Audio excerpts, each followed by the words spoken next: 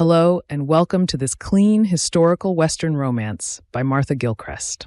It's great to have you with us. Before we begin, be sure to hit the subscribe button, give this audiobook a thumbs up, and share it with friends. Supporting us in this simple way allows us to share more heartwarming romance stories with you for free. Now get cozy, relax, and escape into adventure and love with a host of new characters. Enjoy. The following book is the copyright of Martha Gilchrist. A Healing Heart by Martha Gilchrist. Chapter 1. Baltimore, 1888. Make sure you wrap up well, Eve.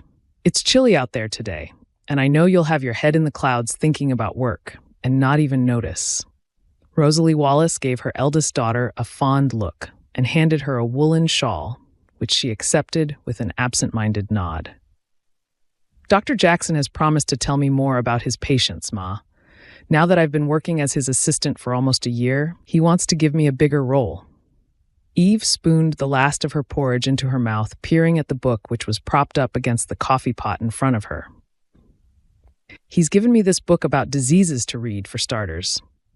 I hope you're not going to ruin your eyesight, Noah Wallace muttered, taking a slurp of his coffee. You should be focusing on finding a suitable husband, not filling your head with all that nonsense. Eve shot her father a puzzled look. This is what I enjoy, Pa. I thought you'd be pleased. If I do well, I might even earn a bit more. Noah sighed loudly, as though Eve was simple-minded. Getting you taken off my hands with a husband is worth more than the few extra coins the doctor might deign to pay you one of these fine days. She's doing her best to contribute, Rosalie said in a meek voice. Eve works hard, from what I've heard folks say, and the Lord has blessed her with a gift for learning. She picked up Eve's empty bowl and took it to the sink in the corner of their modest kitchen, where a pail of water stood ready to wash the dishes. We're proud of you, Eve. Not many girls would be bold enough to knock on the doctor's door and ask for work the way you did. Quite right, too. It's not as if Eve can get by on her looks, is it? Noah sighed again, not noticing the shadow of hurt in Eve's eyes. How about I ask Dr. Jackson if he can raise my wages as soon as possible? Eve scrambled to her feet. Maybe I could do longer hours as well. That way I'll bring more money home and you'll be happier, Pa? Noah shrugged and nodded. If you can squeeze a few more cents out of that old skinflint, that would be good. Maybe one of his patients who ain't too bothered about how a girl looks might be happy to start courting you as well, he added thoughtfully. Noah, don't be so mean. She's our daughter. Don't you have a good word to say about her? Rosalie scrubbed the plates vigorously, feeling the familiar twist of irritation at her husband's careless words. Maybe someone who's blind, eh, Pa? Eve tied the shawl over her shoulders and brushed a kiss on her ma's cheek. If they can't see my birthmark, then they'd make the perfect husband. She chuckled in a self-deprecating manner as she uttered the words, but her pa's comments had stung, as they always did, even though she tried to make light of it. You're taking me wrong, Noah said defensively. You know I didn't mean it like that. It's just there's no point pretending you're a great beauty when you have a port wine-stained birthmark covering half your cheek for everyone to see. That's why I'm determined to do well from my book learning, instead. Eve shot back with a defiant tilt of her head. She snapped the book closed and tucked it under her arm. I might not be pretty, but I can better myself through what's in my mind, Pa.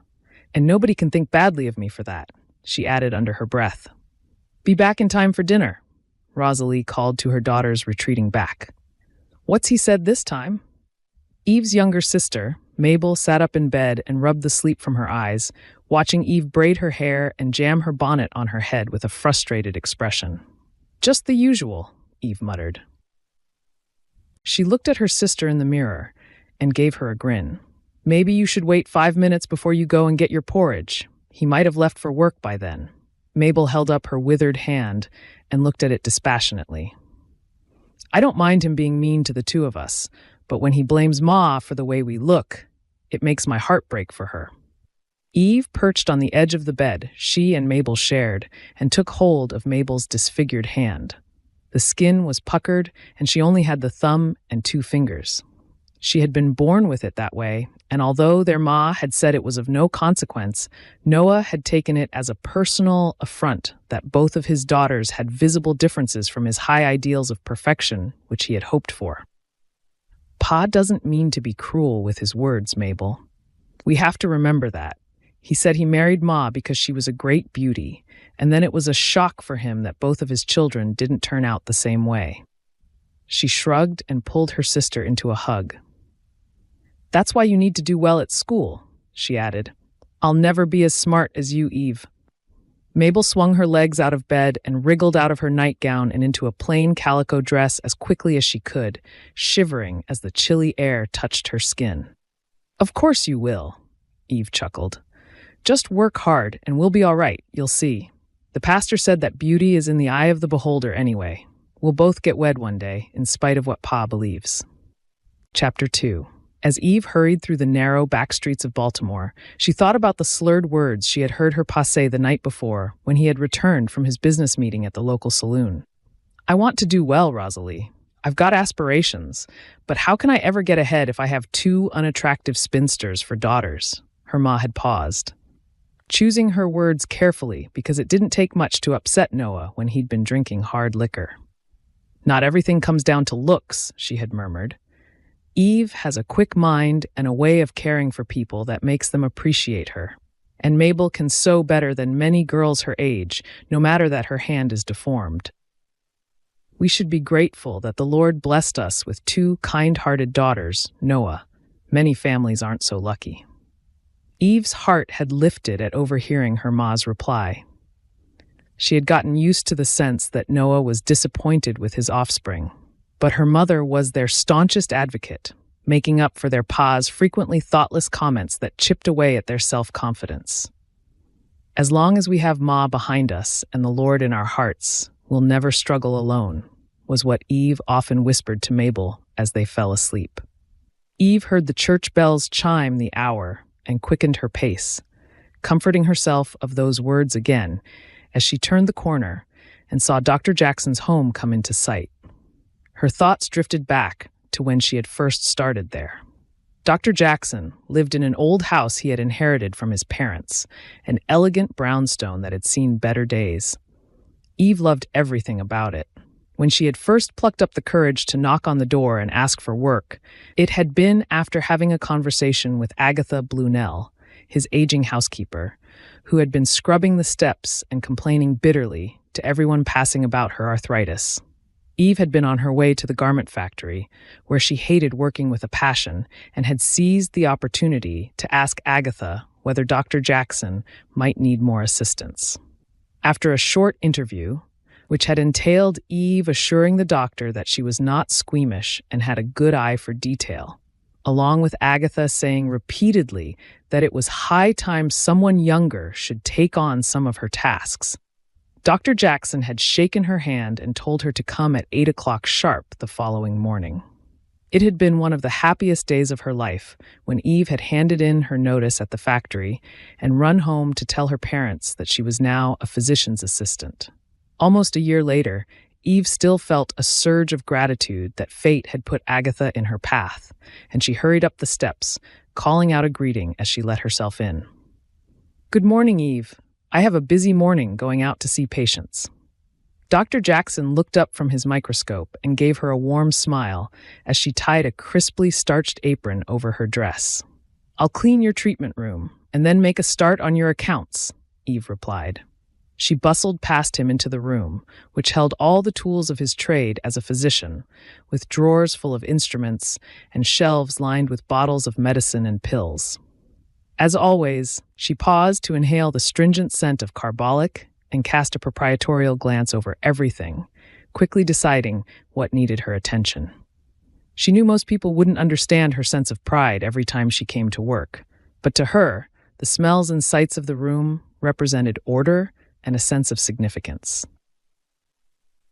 They became her safe haven, so that even though her face might cause people to stare and point when she was out and about, the work she was doing hidden away behind the scenes here at the doctor's house meant that in her own small way, she was helping the people of the neighborhood overcome the illnesses which were never far away. Eve rolled up her sleeves and set to work, scrubbing and polishing until everything gleamed. Next, she made a start on tidying so that everything was in its correct place, ready for any emergency that Dr. Jackson might have to attend. "I'm glad you're here, Eve. I swear the doctor might be good at saving lives, but he's the messiest man I ever did know." Agatha gave a nod of approval as she poked her head around the door. "He was out all night, tending to the poor souls who've succumbed to cholera." She made a sign of the cross over her ample bosom and shook her head sorrowfully. "'Tis like a tidal wave that keeps on comin' no matter how hard he works." Eve gave the housekeeper an understanding smile. "We just have to be grateful that he works so hard, Agatha. If it weren't for Dr. Jackson's ministrations to the poor, many of them would simply die." "Not that the wealthy folks care," Agatha continued with a disapproving sniff. "They let the poor folks suffer and leave the town in their droves until they think it's safe to return again." She shook her head and handed Eve a mug of coffee. "Get that down, you. It's going to be a long week. They say the worst of it is over, but I ain't so sure myself. It's in the hands of the Lord, and I've been praying extra every night that the better weather coming soon will dry the place up and get some fresh air through the town." The rest of the day passed uneventfully, and Eve soon had the accounts neatly done in the heavy ledger before toiling over the copper washpot in the scullery to boil the doctor's clothes and bedsheets. It was a new idea, which he insisted might help reduce the spread of the wretched disease that was claiming so many lives. The sun was low in the sky as Eve walked home. She fingered the coins in her pocket, which Dr. Jackson had given her as an unexpected bonus from payment received from one of his wealthier patients. Her stomach rumbled with hunger, and she decided to buy 2 hot pies to take home for their dinner. Her ma had seemed tired in the last few days, worn down by the strains of everyday life, and Eve thought it would cheer her up to have a nice ham pie to enjoy instead of the thin stew that was a staple of their evening dinners. Taking the longer route home, Eve pulled her bonnet lower over her face as she turned into the market square. The last costermongers were jostling and shouting loudly, trying to sell their final few handfuls of vegetables to the passing clerks and factory workers as they trudged home. It wasn't that she was ashamed of the wine-colored mark that looked like an ink splash across her cheek, but she had never really gotten used to being stared at. She was naturally shy and hated being the center of attention. Most of the locals who knew her didn't give her a second glance, but it had become second nature for Eve to pull her golden blonde curls over her cheeks slightly and hide beneath her bonnet. "There you go, Eve. Have this on us. Dr. Jackson helped my cousin last night, and he's feeling a lot better now. I know you work hard keeping everything in order at that old house of his." The store owner popped an extra pie in Eve's basket with a grateful smile. "I thought we'd escaped cholera in this neighborhood, but I've heard several people have got it now. It's a bad state of affairs, I tell you." Eve thanked the jovial woman and waved goodbye, deciding to buy a cabbage as well from Mr. Crow, her favorite costermonger, with her final coins. With a bit of care, they would be able to make the food last an extra day, which she knew would help ease her ma's mind against the never-ending worry of keeping the family well fed. "Well, don't you look like a pretty young thing?" A blast of warm air wafted out from the saloon, bringing 2 drunks with it, and Eve stepped out into the road to avoid them, narrowly missing a rumbling cart passing by. Turning away to avoid their lecherous gaze, she tried to push past, but they blocked her route, grinning lazily. "Why such a rush, ma'am? Ain't you got time to give me a bit of attention?" The taller one of the 2 stepped closer, his gaze raking up and down Eve's figure, pausing where her sensible dress hugged her womanly curves. "I must get home, sir. If you could just let me pass, please." Eve lowered her eyes, but the man snatched at her wrist. "Won't you let me enjoy your company? It's rude to turn down my generosity, ain't it?" The man turned to his friend, who stuck his thumbs in his waistcoat and nodded enthusiastically. "My pa is expecting me home," Eve said more firmly. She lifted her head and gave them a defiant stare, knowing exactly what would happen next. As if on cue, the man recoiled, dropping her hand as though she had slapped him. His eyes narrowed as he looked at her face, and his smile turned into a snarl of contempt. "I ain't interested in you now. Not with that mark on your face," he growled, full of frustration. "You shouldn't tease a man in such a way with your pretty figure." He slung his arm over his friend's shoulder, and the two of them weaved their way off down the street as Eve sighed with relief. "I guess there are some benefits to some people being shocked when they see my face." The thought brought a sad smile to her face as she continued home. As much as she told herself she could better herself through her book learning, sometimes Eve yearned for a kind-hearted man to see all of her, including her face, and gaze upon her with eyes full of love instead of shock. As she walked the last few streets and her home came into view, she wondered disconsolately whether she would ever find a man like that, or if it would only ever be an unreachable dream. Chapter 3. Mabel riddled the fire and added a couple of lumps of coal before pulling her chair closer to the hearth and resuming the sewing she had already started as Eve pored over another one of the doctor's books in the weak light from the lamp. A clock ticked soothingly on the mantel shelf, and Noah dozed in his armchair. They had lived in the narrow brick house for almost 10 years. Moving from the rough tenement where Eve had been born when Noah had been promoted at the shipping company where he worked as a clerk.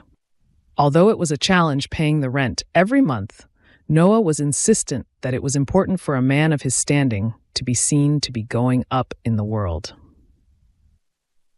He had been delighted to leave the crime-ridden neighborhood they had started married life in without so much as a backward glance, even though Rosalie still missed their friends. "Let me make a start on our mending while you do that," Rosalie whispered, perching next to Mabel. She selected one of Noah's shirts from the mending pile and threaded her needle to make a start on turning the frayed collar. If she was careful, it would last another year, which would be one less thing to find money for. "Mrs. Bobbins said she's got plenty more work she can give me." Mabel's needle flew in and out of the hem of the sumptuous blue gown on her lap, and the tip of her tongue poked out in concentration. "It's lucky she's got more work than she can take care of," Eve commented. "I've never known a dressmaker as busy as her. Every time I pass her house, there's a smart carriage waiting outside with a new customer." "The best thing is that when you're old enough, you'll probably be able to start your own little business, Mabel. She told me you're the best seamstress she has." Rosalie's eyes shone with pride as she looked at the practically invisible stitches Mabel had done to take up a taffeta gown for a lady who was traveling to England to join her husband. Suddenly, the peaceful evening was interrupted by a sharp knock at the door, and Rosalie jumped up again and hurried along the hallway. "Are we expecting visitors?" Eve asked Mabel. She had hoped to spend the whole evening reading. Noah's eyes flicked open. He yawned loudly, and his expression brightened as he heard a tinkling laugh. "That must be Mrs. Demire. I passed her on my way home, and we got to talking. I think she's lonely since her husband died." He jumped up and smoothed his hair down. "Don't just sit there, Eve. Fetch a couple of glasses. I expect she would like some of Ma's lemonade." Eve closed her book and hurried to their kitchen to do as her father had asked. She didn't much like Suzanne Demire, who lived a few doors down the street, but her late husband had worked as a manager in the shipping company, and Noah had always taken great care to be friendly with them, telling Rosalie it would help his chances of another promotion. "I do hope I'm not disturbing you, dear." Suzanne Demire flicked Rosalie a quick smile and swept past her, not waiting for an answer. "Your husband is such a gentleman. He knows how much I miss my dear Egbert since his sad demise. The evenings are long when I'm all alone." Her voice trembled with emotion, and Noah jumped forward to take her fur stole from her. "You must never be lonely, Suzanne. Not when we're here to keep you company. Isn't that right, Rosalie?" He ushered her to his armchair and sat down opposite her. "Of course," Rosalie said hastily. "I can't imagine how lonesome you must feel without him, Suzanne. You must miss him terribly. You'll have some lemonade, and we can chat by the fire." She moved the mending pile, and Suzanne gave another tinkling laugh. "Don't stop your work on my behalf." She took a sip of lemonade and leaned forward to look at what Mabel was doing. "What a lovely gown, and you're so clever sewing like that, even with that poor hand of yours. Such a shame." Suzanne's nose wrinkled delicately as she averted her gaze quickly from Mabel's hand and gave Noah a smile instead. You must tell me how everything is going at Bay Shipping, Noah. I miss hearing about it since Egbert died. Lord, rest his soul. Nothing much has changed, Noah replied. They're opening up a new part of the business at the New York docks. But I expect you already knew that? Suzanne nodded. My Egbert was very much hoping to secure a position there. It would have suited me very well to move to New York. There's far more happening down there than in this dreary backwater. You never know who you might meet. Royalty, theater stars. It's definitely the place to be for anyone with a shred of ambition. I'd rather stay here, Rosalie murmured. Wouldn't you have missed all your friends if you'd moved? Suzanne darted her a look of amusement. Staying in the town where you were born is such a quaint notion, Rosalie. Egbert outgrew this place long ago. It's just a shame he never had the chance to prove himself in New York. He was tipped to rise even higher in the company, you know. I admired that about him, Noah said, giving Suzanne a smile of understanding. A man who wanted to get ahead. That's what I'm always trying to tell my family. But, well, it seems to fall on deaf ears. He gave Rosalie a disappointed look and chuckled as he glanced back at Suzanne. They tell me being a clerk is something to be proud of, but I want more. Egbert understood me perfectly well. Suzanne leaned forward and patted Noah's hand before turning a smile on Rosalie. This lemonade is very good. And you're quite right, Rosalie. Getting a promotion isn't everything. I'm sure Eve and Mabel will find two nice young men to settle down with if they're not too choosy, and you can stay here, living a nice little life where everyone knows you. Although Eve thought Suzanne's description sounded like just how she imagined their lives would be, there was something about the woman's tone that made it seem dull, and not something that she would ever wish for herself.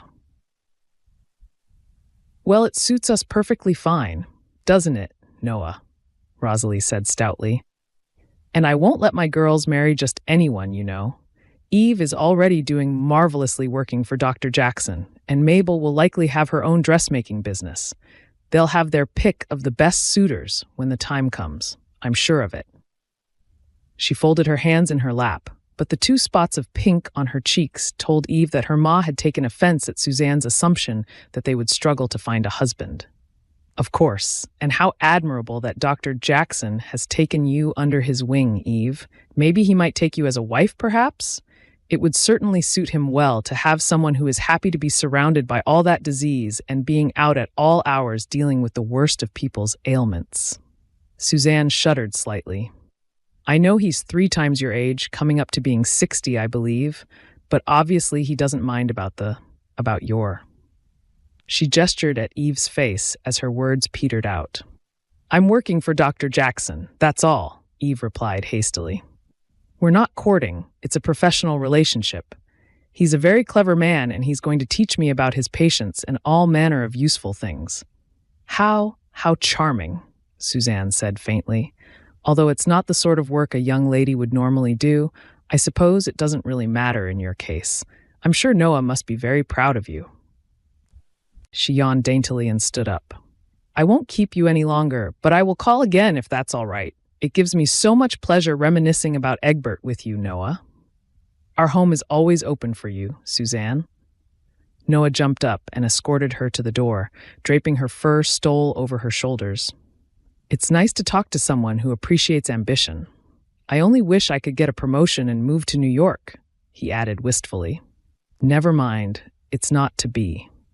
Eve caught Mabel's eye and grimaced as they heard the front door close. Do we still need to be friends with her now that Mr. Demir has passed away? I never like the way she speaks to you, Ma, as if you're somehow beneath her. Hush now, Eve. That's not a very neighborly way to speak, is it? I raised you better than that. Rosalie reached for her mending again and pressed her lips together, not wanting to say anything more about it. Eve shrugged and started making some notes from her book, but it didn't escape her notice that Noah looked decidedly chirpy after the unexpected visit. She felt a ripple of pity for her ma that Suzanne had such an effect. It seemed to her that their neighbor didn't even realize how flirtatious she was being toward Noah, fawning over him, with her late husband scarcely cold in his grave. Chapter 4. The following morning, Eve woke early and made a start on cooking the porridge. Dr. Jackson had promised that he would let her sit in on some of the patient consultations once her regular jobs had been done, and she had already lain awake for an hour, wondering what various ailments people might have. He had warned her that it would most likely be a stream of malingerers and minor illnesses, but it didn't dim her excitement. The fact that he was willing to discuss his cases with her and explain how he was treating his patients felt like a huge gesture of faith in her abilities, and she allowed herself a moment of quiet pride as she stirred the wooden spoon in the pan, waited for the porridge to thicken. "You're up early." Rosalie bustled into the kitchen, rubbing her hands together. "I can't get warm this morning," she added. Eve poured a mug of coffee out and handed it to her. "Why don't you sit down and let me take care of breakfast, Ma?" She pulled a chair closer to the range and guided Rosalie to it so she could benefit from what little heat there was, noticing how tired she looked. "I was thinking about what Suzanne said last night. Perhaps it's time for you to start walking out with someone." Eve pulled a face and shook her head. "The local gentlemen aren't exactly queuing at the door, Ma. I'm only 20. And I'd rather live at home with you and Pa so I can take care of you." Rosalie took a sip of the coffee and grimaced slightly. "Did you use fresh water from the pump for this? It tastes a little strange to me." She took another sip and put the mug to one side. Before Eve had a chance to answer, Mabel and Noah came into the kitchen and she ladled out porridge for everyone, eating hers as fast as she could. "I'm not sure what time I'll be home this evening. It depends if Dr. Jackson has to go out to see patients who can't come to his house." Her mouth lifted in a grin. "He might even let me go out on some visits with him." "Are you sure that's wise? I'm not sure I like the idea of you gallivanting around town with the doctor. It might set tongues wagging." Noah perched his spectacles on the end of his nose and shook out an old newspaper, turning to the business section. Eve looked deflated and Rosalie gave her a small nod. "Your Pa is right, Eve. It's one thing to be at his house with Agatha there, but I don't think you should be riding around Baltimore in the doctor's carriage with him without a chaperone. It wouldn't be proper." "All right, but he wouldn't do anything untoward, Ma. He's far too busy caring for the sick to think about such things." "Better safe than sorry," Mabel piped up.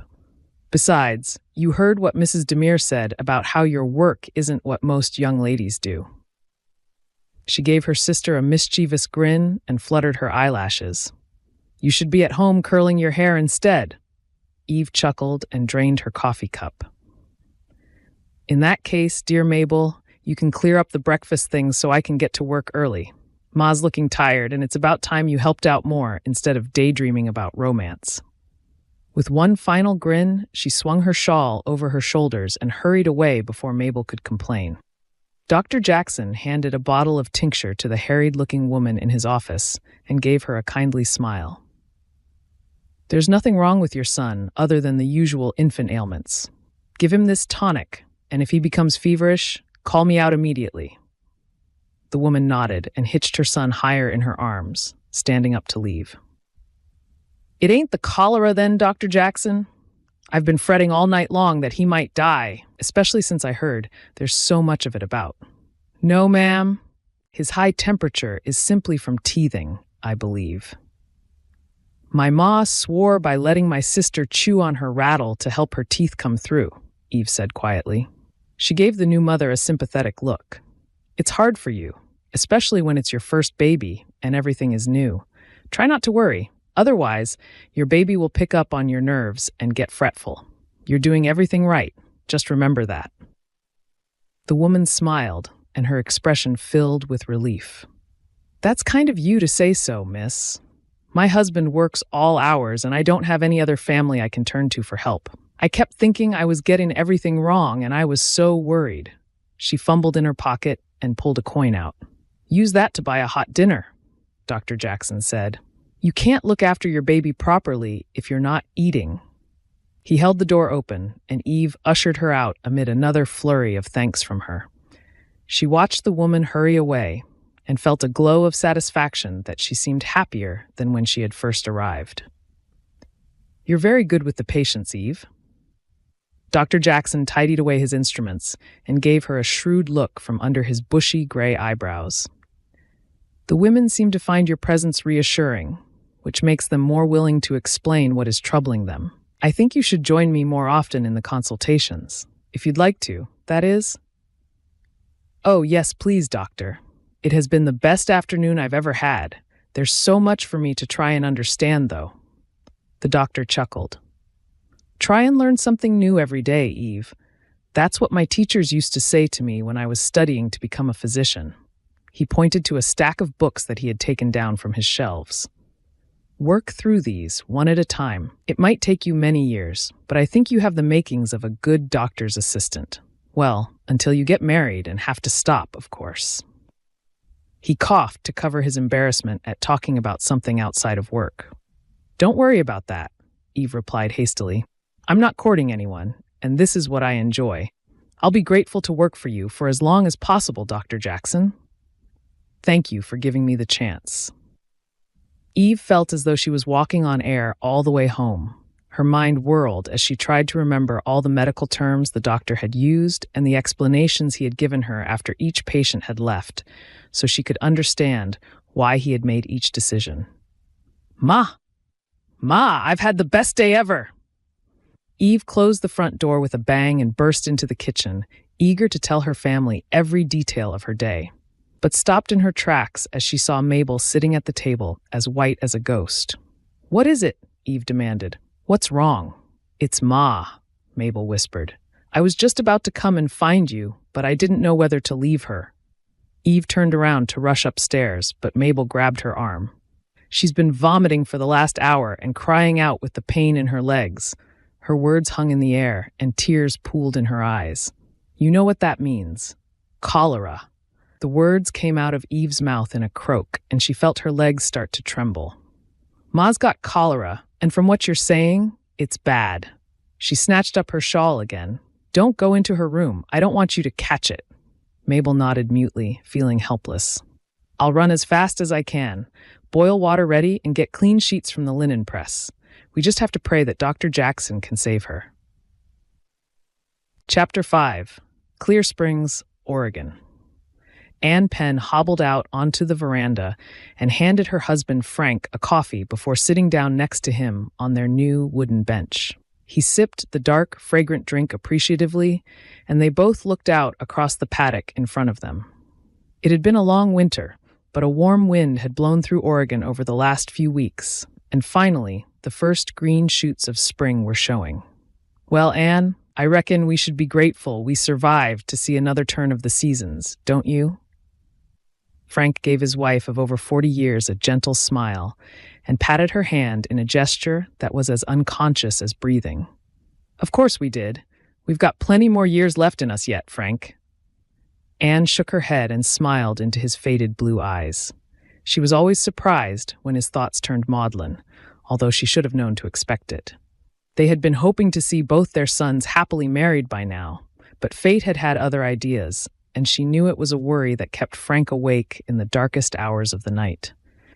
As if reading her thoughts, Frank sighed and drained the last of his coffee.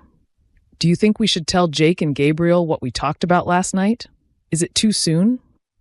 He lifted his battered hat and placed it over his sparse gray hair before struggling to his feet. Anne looked at the mottled sunspots on the face that was so dear to her and nodded quickly. I'll make their favorite stew, and you tell them we need a family meeting tonight. We can't bury our heads in the sand any longer. Across on the far side of the paddock, Jake and Gabriel worked in unison, unaware of what their parents were discussing. Hold him tight. You know they always try and wriggle out of it. Jake tried to keep the frustration out of his voice as his brother struggled to pin the young steer against the fence rails. Have you got him good and tight? He grunted. Yeah, do it now. Gabriel tightened his grip as Jake pressed the red-hot branding iron on the animal's haunch for a few seconds before releasing him. With a kick of his hooves, the steer darted away, sending up a cloud of dust as Gabriel grabbed the next animal to repeat the process. The sun was still low in the sky as the brothers had been working since before daybreak, and half an hour later, Gabriel pushed his hat to the back of his head and wiped the sweat off his brow with a grin. "Are we done? I'd better go and get cleaned up. I don't want to put my customers off by smelling like I've been wrestling in the muck." Jake thumped his brother on the arm with a good-natured smile. "You never know. The women of Clear Springs might find it appealing, Gabe. Better than smelling like carbolic soap, huh? I'm not looking for a woman, Jake. You know that." Gabriel started walking back toward the log cabin. "I've had my fill of heartache," he added, looking back over his shoulder. "You'll stay clear of them, too, if you know what's good for you." Jake watched his brother hurrying away with a rueful expression. In many ways, he knew that Gabriel was right and only had his best interests in mind, but he still yearned for Vanessa. He closed his eyes for a moment and conjured an image of the woman he should have married a few months ago, until it had all come to an abrupt halt when she told him she had changed her mind without any further explanation. Even now, he couldn't fathom why she had switched from being the warm, caring fiancé he couldn't wait to build a life with, to the uncaring person she seemed to have become overnight. She hadn't even told him in person that the wedding was off, choosing instead to leave a note for him at the boarding house she was staying at. "I can't explain why we can't marry. You just have to trust that it's for the best." The words were still burned into his memory, and it was the not knowing that had eaten away at him, making him wonder what he had done wrong. Gabriel had been unlucky in love as well.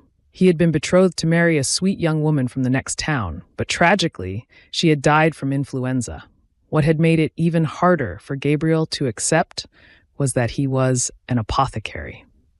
"I should have been able to save her," he had muttered over and over again in the dark days following her death. "What's the point of me healing people when I couldn't even help the woman I loved?" For a while, Jake had wondered whether Gabriel would give up the job that he had worked so hard for, but they had managed to persuade him not to do anything rash.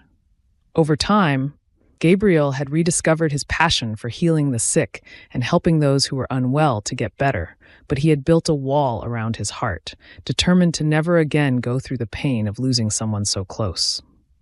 "What a pair we are, huh, Blade?"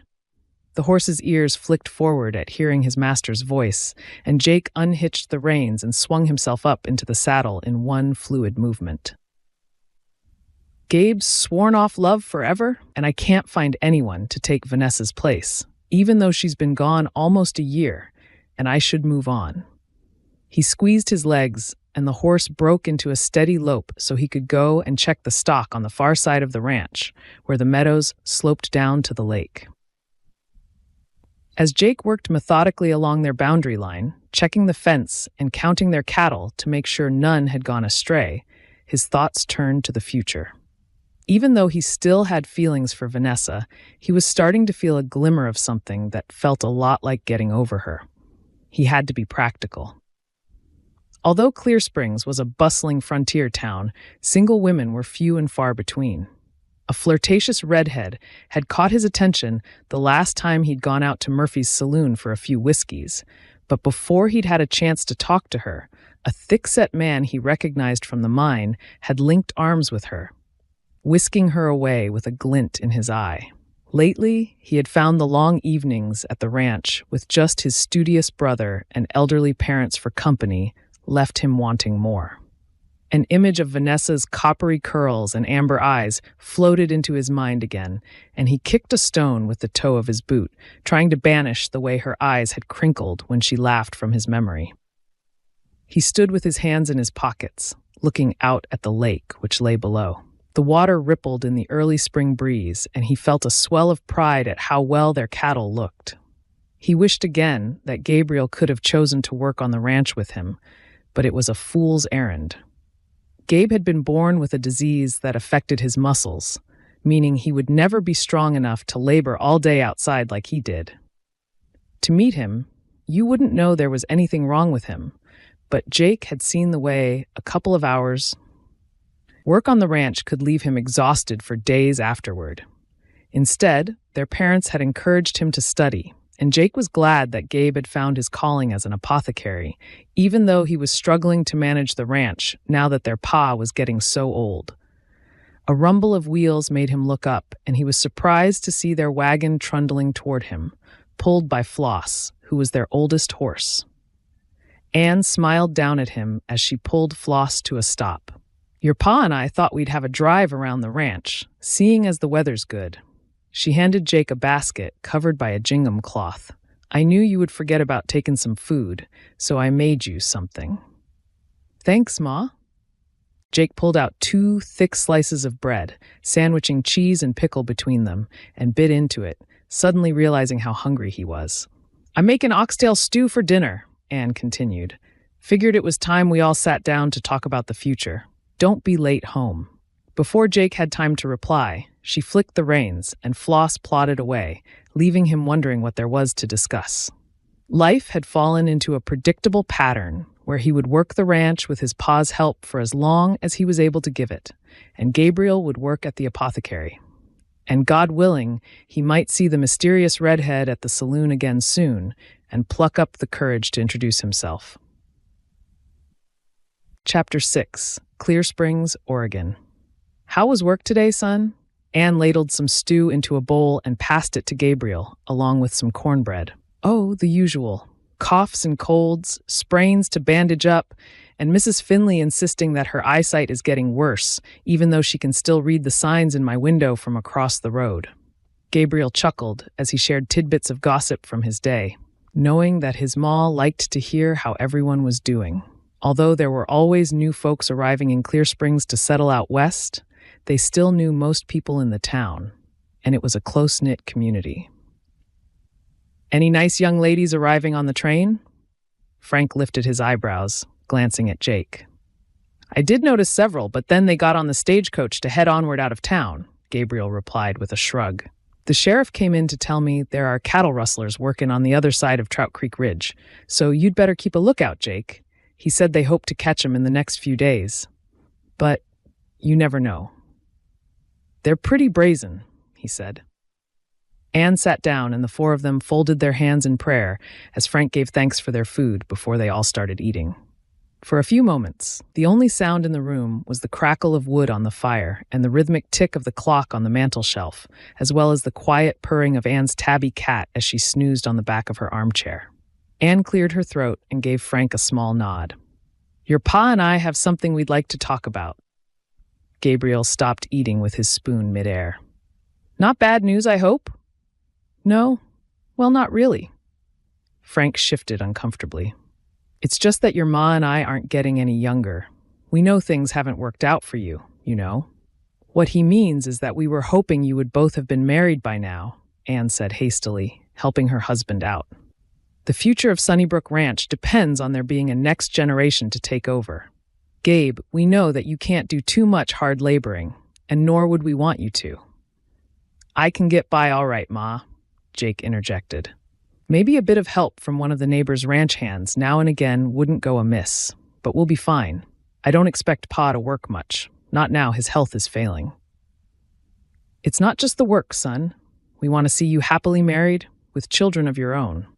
Anne gave Frank a fond look. "We've been together over 40 years, and it hasn't always been easy, but God blessed us with 2 wonderful sons. We've been praying you might have the same, but all the nice young ladies seem to be spoken for." "It's not for want of looking, Ma," Jake joked. "Gabe keeps his eye on the new arrivals for me." "I'm not interested at the moment, Ma," Gabriel said gently. "My work keeps me busy. That's good enough for me." Anne took another mouthful of stew before putting her spoon down again. "When I was in town last week at the mercantile store, I bumped into Elizabeth Lawrence. Now, I know you tell me not to interfere, but she was adamant that there are some wonderful young ladies coming out west in response to her advertisements." "Meh, we talked about this, didn't we?" Jake sighed with frustration and rolled his eyes to show he meant no offense. "I don't want to marry a woman I've never even met before. Elizabeth's matrimonial agency might suit some people, but not me." "Just listen to your ma, please," Frank interjected. "The fact is, Vanessa has gone, and we know you're lonesome, son. It's only natural. Won't you at least consider it?" And you can't mourn Lucy's passing forever, Gabriel. The Lord wouldn't want that, and we don't either. Gabriel shook his head vehemently. It's not for me, Pa. I'm sorry. Maybe one day I'll meet someone, but not at the moment. And you, Jake? Anne gave her younger son a steadfast look. Even if you just place an advertisement and decide not to take it any further, what have you got to lose? Elizabeth said you could correspond over several months to get to know a young lady if one takes your interest. Jake could feel his resolve weakening as he thought about another long, lonely evening looming, just like every other one stretching ahead over the coming weeks and months. He imagined taking a stroll on a summer's evening down by the lake with someone special on his arm and came to a sudden decision. All right, I suppose I could just place an advertisement and see if I get any replies, as long as you won't be disappointed if I decide not to pursue it. He added hastily as Anne clapped her hands with delight. Of course not, son, but I know you're doing the right thing, and once Gabe sees how successful it is, maybe he'll follow suit. Steady on, Ma. Let's wait and see how Jake gets on, shall we? I'm not at all sure about folks finding a bride this way, but if he's come around to the idea, I won't stand in his way. Gabriel was shocked that his brother had agreed and hoped it wouldn't end up being a terrible mistake. I've got a good feeling about this, Anne replied, brushing his concerns away. Her eyes twinkled with excitement at the thought of two delightful new daughters-in-law joining their family, and she decided to go and tell Elizabeth the good news the following morning. All being well, they might even have their first grandchild before too much longer, and she squeezed Frank's hand under the table as they shared a secret smile between themselves. Chapter 7. Baltimore. Eve reached for Mabel's hand as they stood looking at the simple headstone. She could still scarcely believe their beloved Ma was gone, taken far too soon by cholera. Although Dr. Jackson had come as fast as he could, there was nothing that could be done, and Rosalie had succumbed to the terrible disease within days. Bless you, Ma. You're with the Lord now. Mabel dabbed away her tears with the corner of her apron and placed a small posy of flowers on her grave.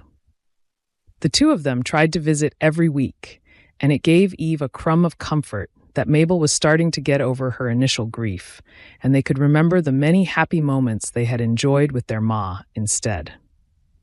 The late spring sunshine was warm as they walked back home, and Mabel picked a sprig of blossom and tucked it into her shawl. I'm glad school is over, she said with a little skip. I'm learning so much more now that I'm working for Mrs. Bobbin, even though it's my first week. And I know I won't earn much, but it all helps, doesn't it? Eve nodded. It certainly does. Pa was fretting about losing the few coins Ma made each week from taking in mending, but I reckon if we're careful, we'll be fine.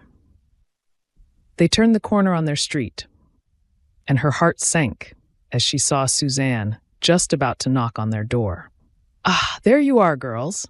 Suzanne gave them a brief smile before turning the full force of her charm back to Noah, who had answered her knock. I brought this for you, Noah, dear. She gestured at the jug of lemonade in her hand. I know how much you enjoyed it when I made some for you before. It's such a nice thing we can enjoy together as two lonely neighbors, don't you agree? Before Noah could reply, Suzanne had tucked her other hand in his arm and given it a sympathetic squeeze. Shall we go inside? It's important that you don't cut yourself off from your friends, Noah. I mean, it's sad that Rosalie died, of course, but I'm here to comfort you.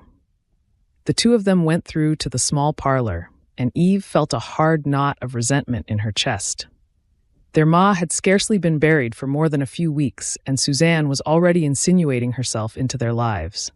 The worst thing was that Noah seemed to be lapping up the attention, hanging on her every word, especially when she insisted that he could do so much better for himself at Bay Shipping. As if on cue, Eve could hear Suzanne launching into her favorite subject again as she fetched some glasses from the kitchen. I just know it would be right for you, Noah. Egbert used to tell me your talents were wasted as a lowly clerk. A man of your standing should be much higher up with more responsibility and pay. Here are the glasses, Pa. Eve put the tray down on the occasional table hard enough to make the glasses rattle, and Noah gave her an irritated glance. Don't be so clumsy, Eve. Really, I don't know what's gotten into you lately. Aren't you going to pour the lemonade out for Suzanne? Where are your manners? Suzanne gave him a coy smile. You're so thoughtful, Noah. She took her drink from Eve with a small nod of thanks. What I really wanted to tell you is that I've had a word with one of Egbert's old colleagues, and he thinks there could be a better job becoming available for you as a manager. Really? Noah's mouth gaped open for a moment before he grasped Suzanne's hand and held it to his chest, looking deep into her eyes. You did that for me? Is there anything else I can get you? Eve said loudly, making Suzanne jump. She felt a hot flush of annoyance at the expression on Noah's face and the way his eyes shone when he looked at Suzanne. I think a bit of privacy would be nice, Suzanne purred, waving her hand dismissively. Your father and I have things to discuss which aren't for your ears. I expect you and Mabel have some chores you should be getting on with. You don't want to let standards slip. Dear Noah deserves better than that. Eve stalked out of the room and spent the next hour clattering loudly in the kitchen preparing their evening meal, while Mabel sat in the corner sewing. It's not right, Eve muttered. Pa's like a different man every time she comes round. It's as if Ma meant nothing to him. Maybe they're both just lonely, Mabel replied, trying to think the best of the situation as she usually did.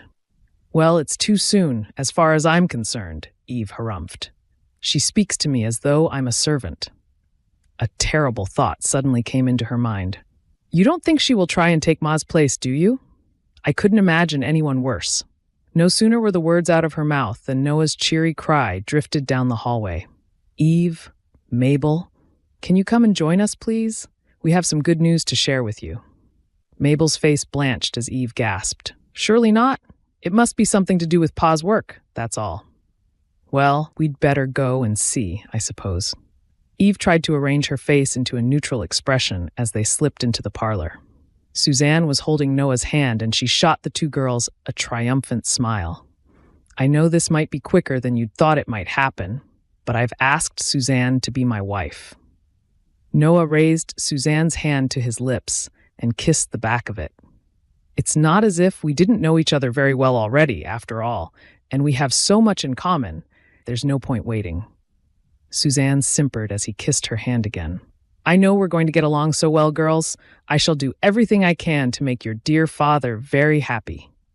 Eve felt as though the words had got stuck in her throat until she felt a sharp jab from Mabel's elbow. Oh, congratulations, she stuttered. She blinked back the sudden hot tears that pricked at the back of her eyes. Welcome to our home, she added. I'm sure you'll hardly know I'm here, girls, Suzanne said joyfully. The first thing will be to finally help you get the career you deserve, she added, turning back to Noah. I'm going to speak to Egbert's friend again. I can be very persuasive, you know. I'm sure you'll get that new position at Bay Shipping in no time. Chapter 8. Baltimore. The next few weeks slipped by, and in spite of Eve's reservations, Noah seemed delighted with his new situation.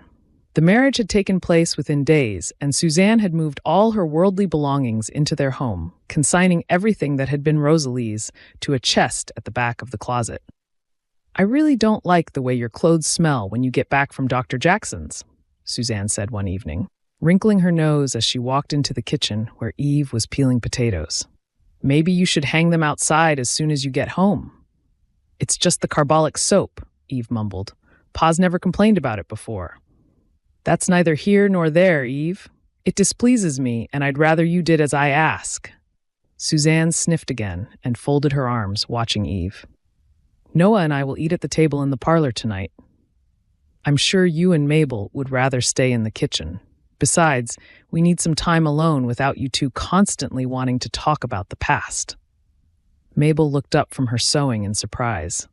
Are you sure? Pa always likes to hear about what we've been doing at work. Mrs. Bobbin is teaching me how to make a new gown all by myself for. He's not really interested, dear, Suzanne interjected, cutting Mabel's words off mid-sentence.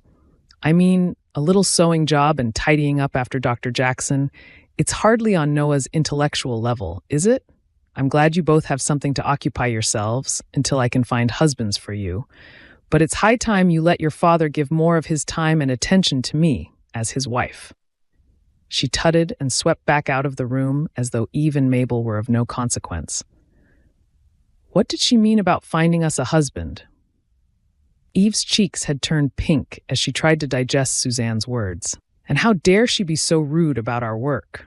Ma was always so proud of us. It's just not fair how Suzanne is turning Pa against us. Let's try not to get too upset by it, Mabel said with a long sigh.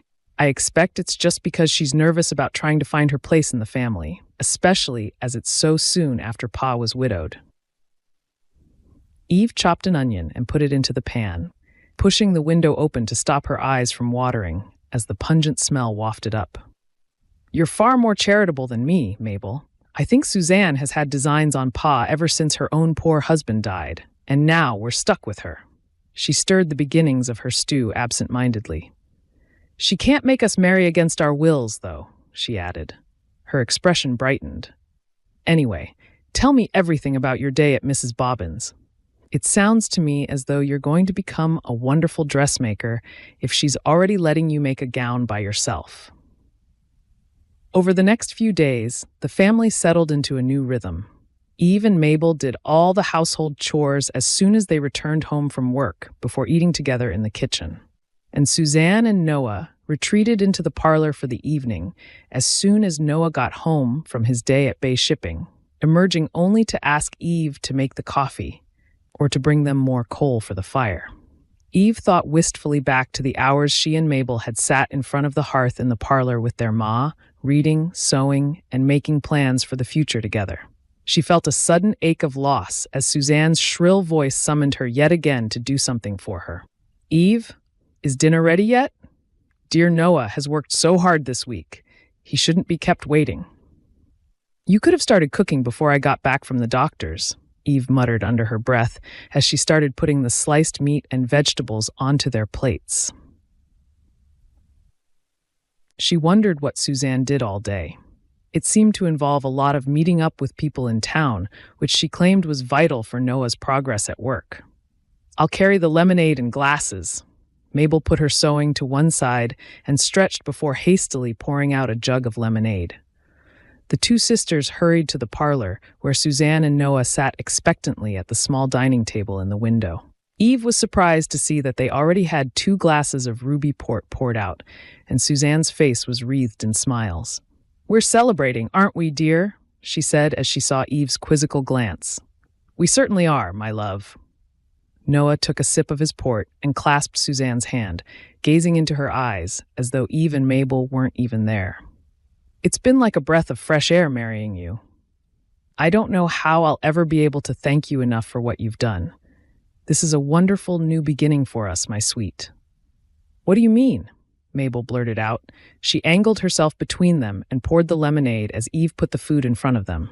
Suzanne has been working tirelessly to help my progress at Bay Shipping, Mabel, and thanks to her I have been promoted. A new role and more pay, it's everything I wanted. You deserve it, Noah. They're lucky you agreed to the move, and it's going to be a wonderful life for us down there. Down where? Eve asked sharply. She looked at her pa, and he flushed, looking slightly awkward. Your father's new job is in New York, at the new offices of Bay Shipping, Suzanne said airily. It's a great opportunity for him to really make a name for himself and get the recognition he deserves. Eve shot an alarmed look at Mabel, who was standing open-mouthed at the news. But what about our jobs? Mabel is just getting started with Mrs. Bobbin, and she's doing so well. And Dr. Jackson is starting to let me go out to visit his patients. If we move to New York, we'll have to leave everything behind. Suzanne sighed and rolled her eyes slightly. How many times do I have to say, girls, your father's progress is what matters? She hesitated before adding, Noah and I have decided it's time for you to think seriously about getting married, Eve. You're 20 years old, and you can't expect your father to support you forever.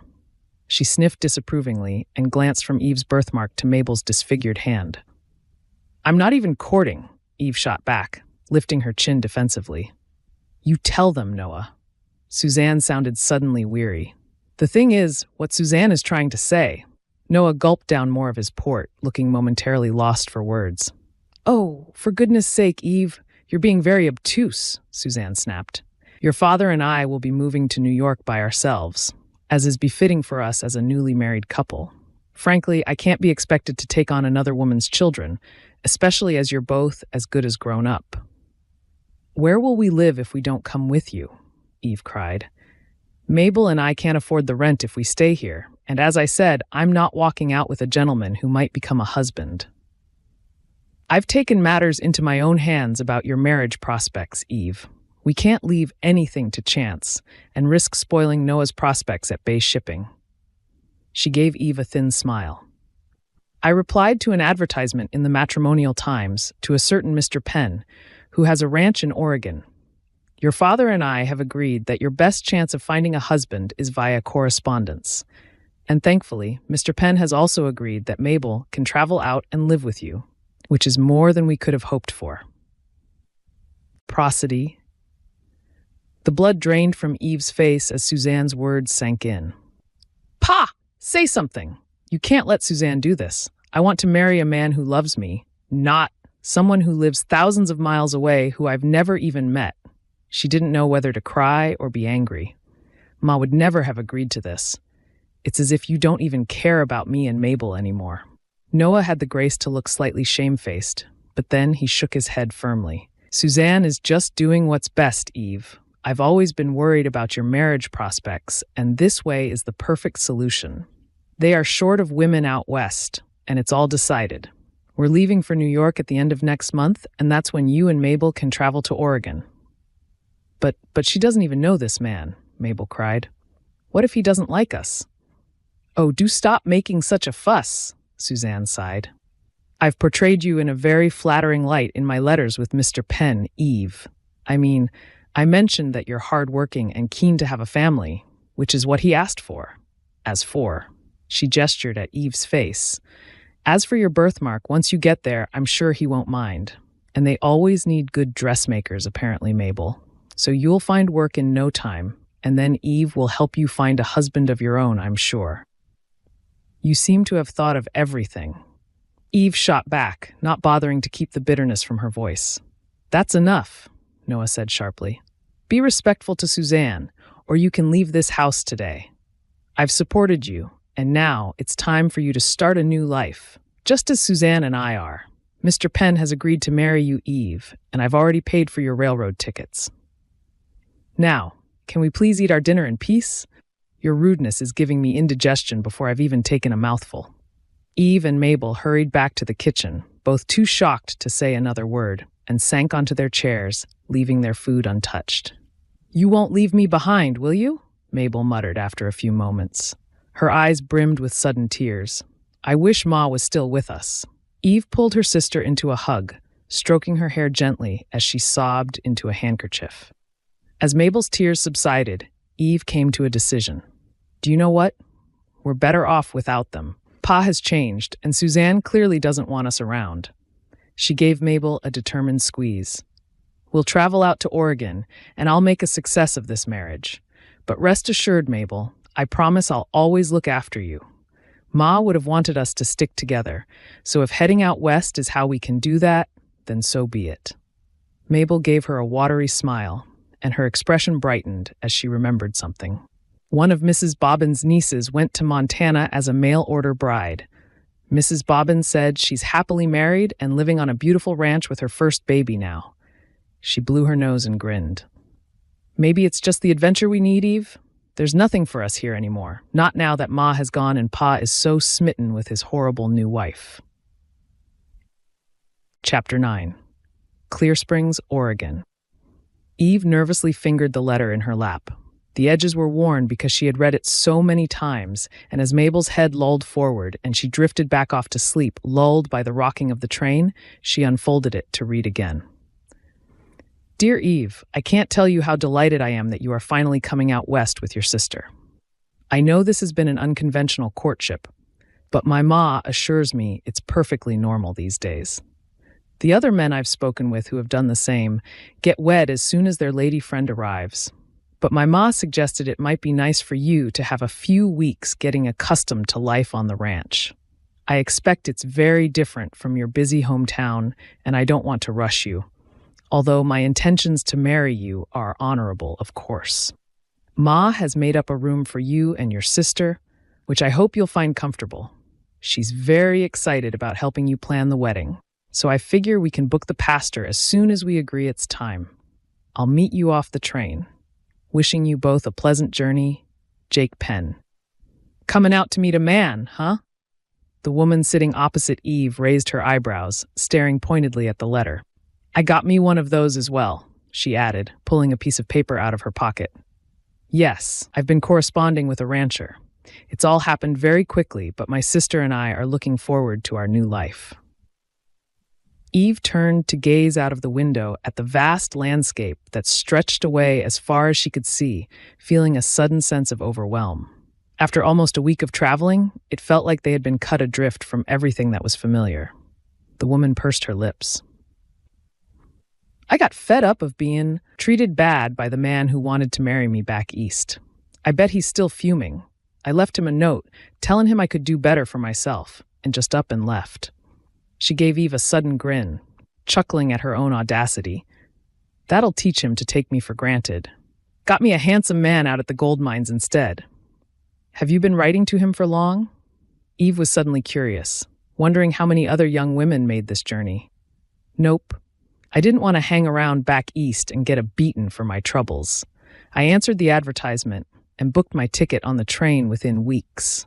I reckon it's got to be better than being out on the streets. I can make a man happy if you get my meaning. As long as my new man don't beat me, I'm doing well out of it. A new home, someone to look after me. Eve felt herself blushing. She hadn't even thought about the expectations that Jake might have from her as a wife, and she wondered what it would be like to fall in love. The way he described himself in his letters had made him sound rugged and strong, and she had read enough penny novels to know that love would feel warm and wonderful.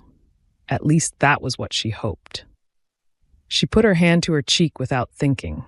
Suzanne had insisted that she mustn't mention her birthmark in her letters, even going so far as to read them through before she posted them to make sure Eve had portrayed herself in the best possible light. We don't want to put the poor man off before he's even met you, she had said firmly. He's from a good, God-fearing family by the sound of things, so I'm sure he won't mind the way you look. But in my experience, it's best not to give a man an excuse to back out of an arrangement. Eve felt a ripple of unease as she thought back to Suzanne's words. She had wanted to tell Jake about her birthmark, feeling deceitful for not mentioning it. She realized with a start that she could see Clear Springs in the distance and felt panic rising in her chest.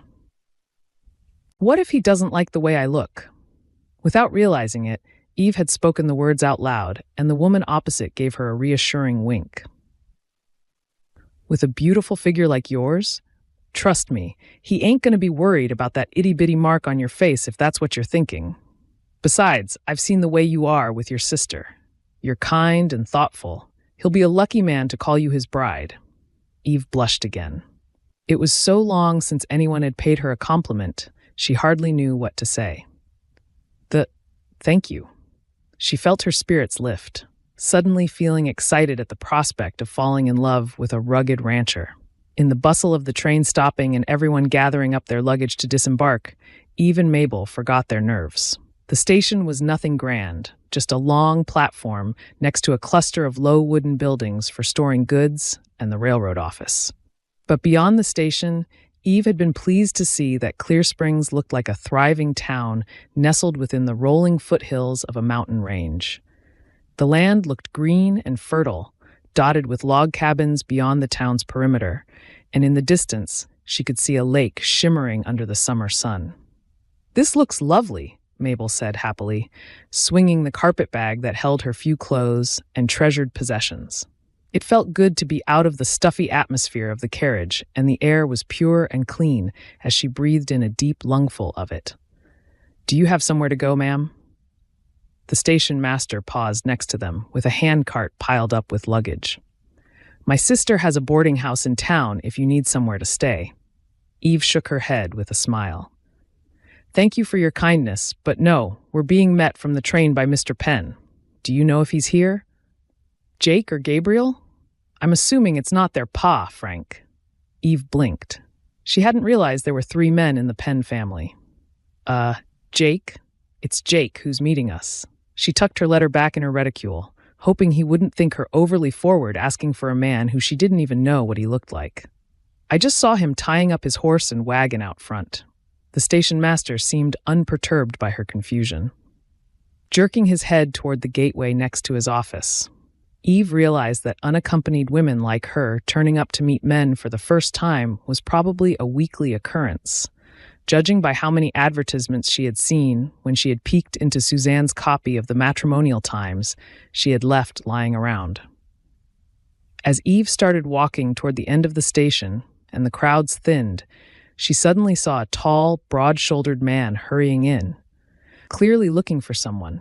He had tousled brown hair and the weathered face of a man who spent most of his time outside, and as he caught sight of the station master, he lifted his hat. "Have you seen 2 young ladies, Brent? I'm meeting them off the train." "Yup, they're waiting for you over there." Brent nodded in Eve's direction, and she felt her mouth go dry with nerves. Jake strode up and then slowed as he got closer, suddenly looking bashful. "Miss Wallace? Eve, I'm Jake Penn, and this must be your sister, Mabel." He took Eve's hand and shook it energetically. "I'm sorry I'm a few minutes late. I didn't mean to keep you waiting. Gabe wanted me to drop him off at the far end of town.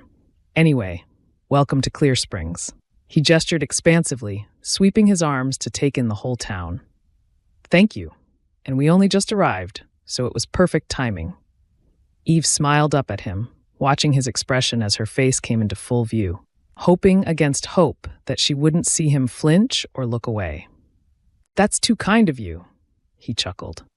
"I'm the quick one in the family, always in a rush, and Gabe is more methodical, likes to take his time with things. Did I mention in my letters that I have a brother?" He scratched his head and chuckled again. "Letter writing ain't my strong suit. I might have forgotten to tell you about him. He lives at the ranch with us but works in town. There are probably lots of other things I should tell you as well. But, well, I figure we have plenty of time to fill in all the details as we get to know each other, huh?" Eve and Mabel fell into step next to Jake as he took their bags off them and left the station. The wagon was hitched on the edge of a long, dusty street. Glancing in each direction, Eve could see a mercantile store, a bank, several saloons, as well as numerous hotels, guest houses, and the usual businesses needed by a growing population. "The place looks busy," Eve commented. "Hopefully, Mabel will be able to find work easily enough. We want to contribute our bit," she added. "Ma's already put the word out. Don't you worry about that." Jake stacked their bags next to a pile of fencing posts and lumber in the back of the wagon and helped them both up onto the seat before unhitching the horse. "Get up, Floss." He clicked his tongue, and the sturdy horse clopped forward, eager to get home. As the wagon trundled through the town, Eve felt glad that she had Mabel by her side, keeping up a running commentary about how much she liked the town and how the countryside was so colorful compared to Baltimore. Eve felt unusually tongue-tied, and she wasn't sure why. Whenever she had spoken with Dr. Jackson's patients, he had commended her on how easy she found it to chat and put people at their ease. But now that she was sitting next to Jake's solid presence, everything she had planned to talk about had deserted her. "It's kind of strange meeting like this, don't you think?" Jake gave her an amused look as though reading her mind. "Usually Ma says I can talk the hind leg off a donkey, but," he shrugged, "if there's anything you want to know about the ranch, that I can talk about all day long." He raised his hand and pointed toward the lake. "Our land runs up to the edge of Clear Springs Lake and the river that feeds it. We're lucky. It means we've always got water for the cattle." Eve felt her nerves ebbing away. "It's certainly much more beautiful than I imagined it would be. My stepmother said there are gold mines nearby, and somehow I imagined it would be barren and dusty here. There are places like that out on the plains, for sure. But with the snow off the mountains feeding the rivers and lakes here, this is perfect land for raising cattle." A hint of pride tinged Jake's tone as they left the edge of town, and a few minutes later a carved wooden sign came into view. "This is us. Are you ready to meet Ma and Pa?" Eve nodded. "Sunnybrook Ranch. That has a nice sound to it." Brought to life by my parents' grit and determination, Jake said. They came here as newlyweds when the land was just wide open pasture and the town nothing more than one street.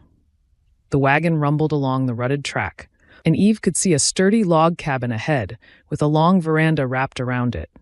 Smoke drifted up from the chimney, and there was a row of washing flapping in the breeze on a line strung between the trees in the orchard.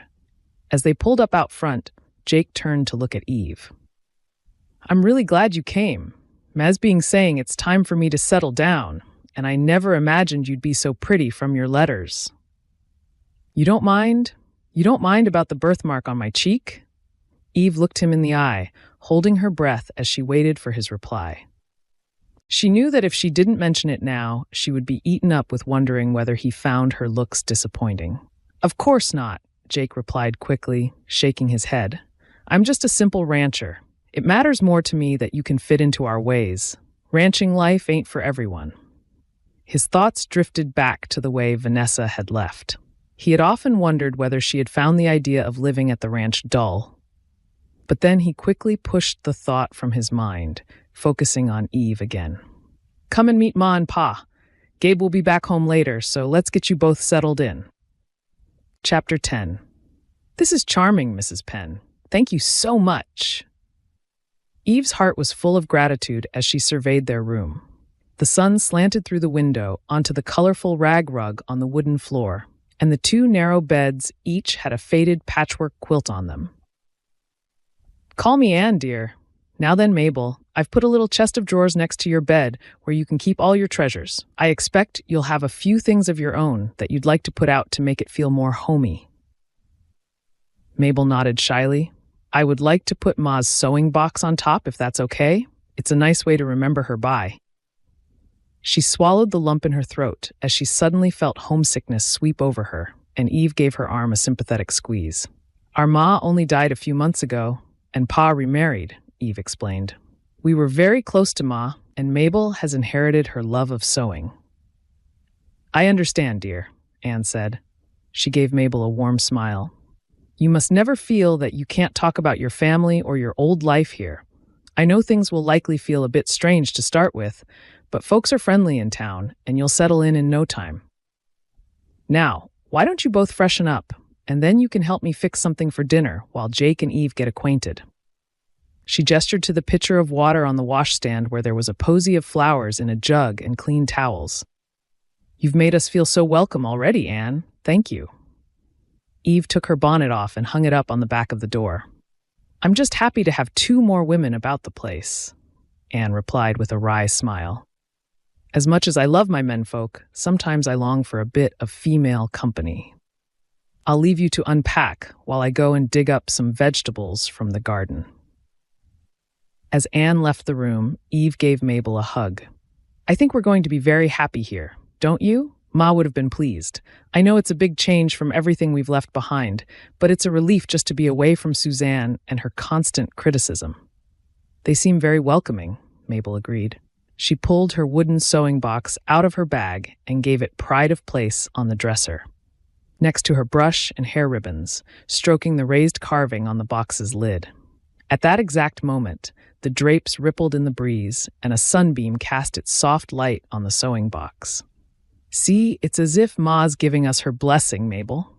Eve poured water into the bowl and swirled a flannel in it before bending over to wash her face. Peering in the mirror, she could see that her cheeks already had a healthy glow from the wagon ride, and she dabbed some lavender water on her wrists and neck to get rid of the smell of the steam train, which lingered on her before changing into a plain calico dress.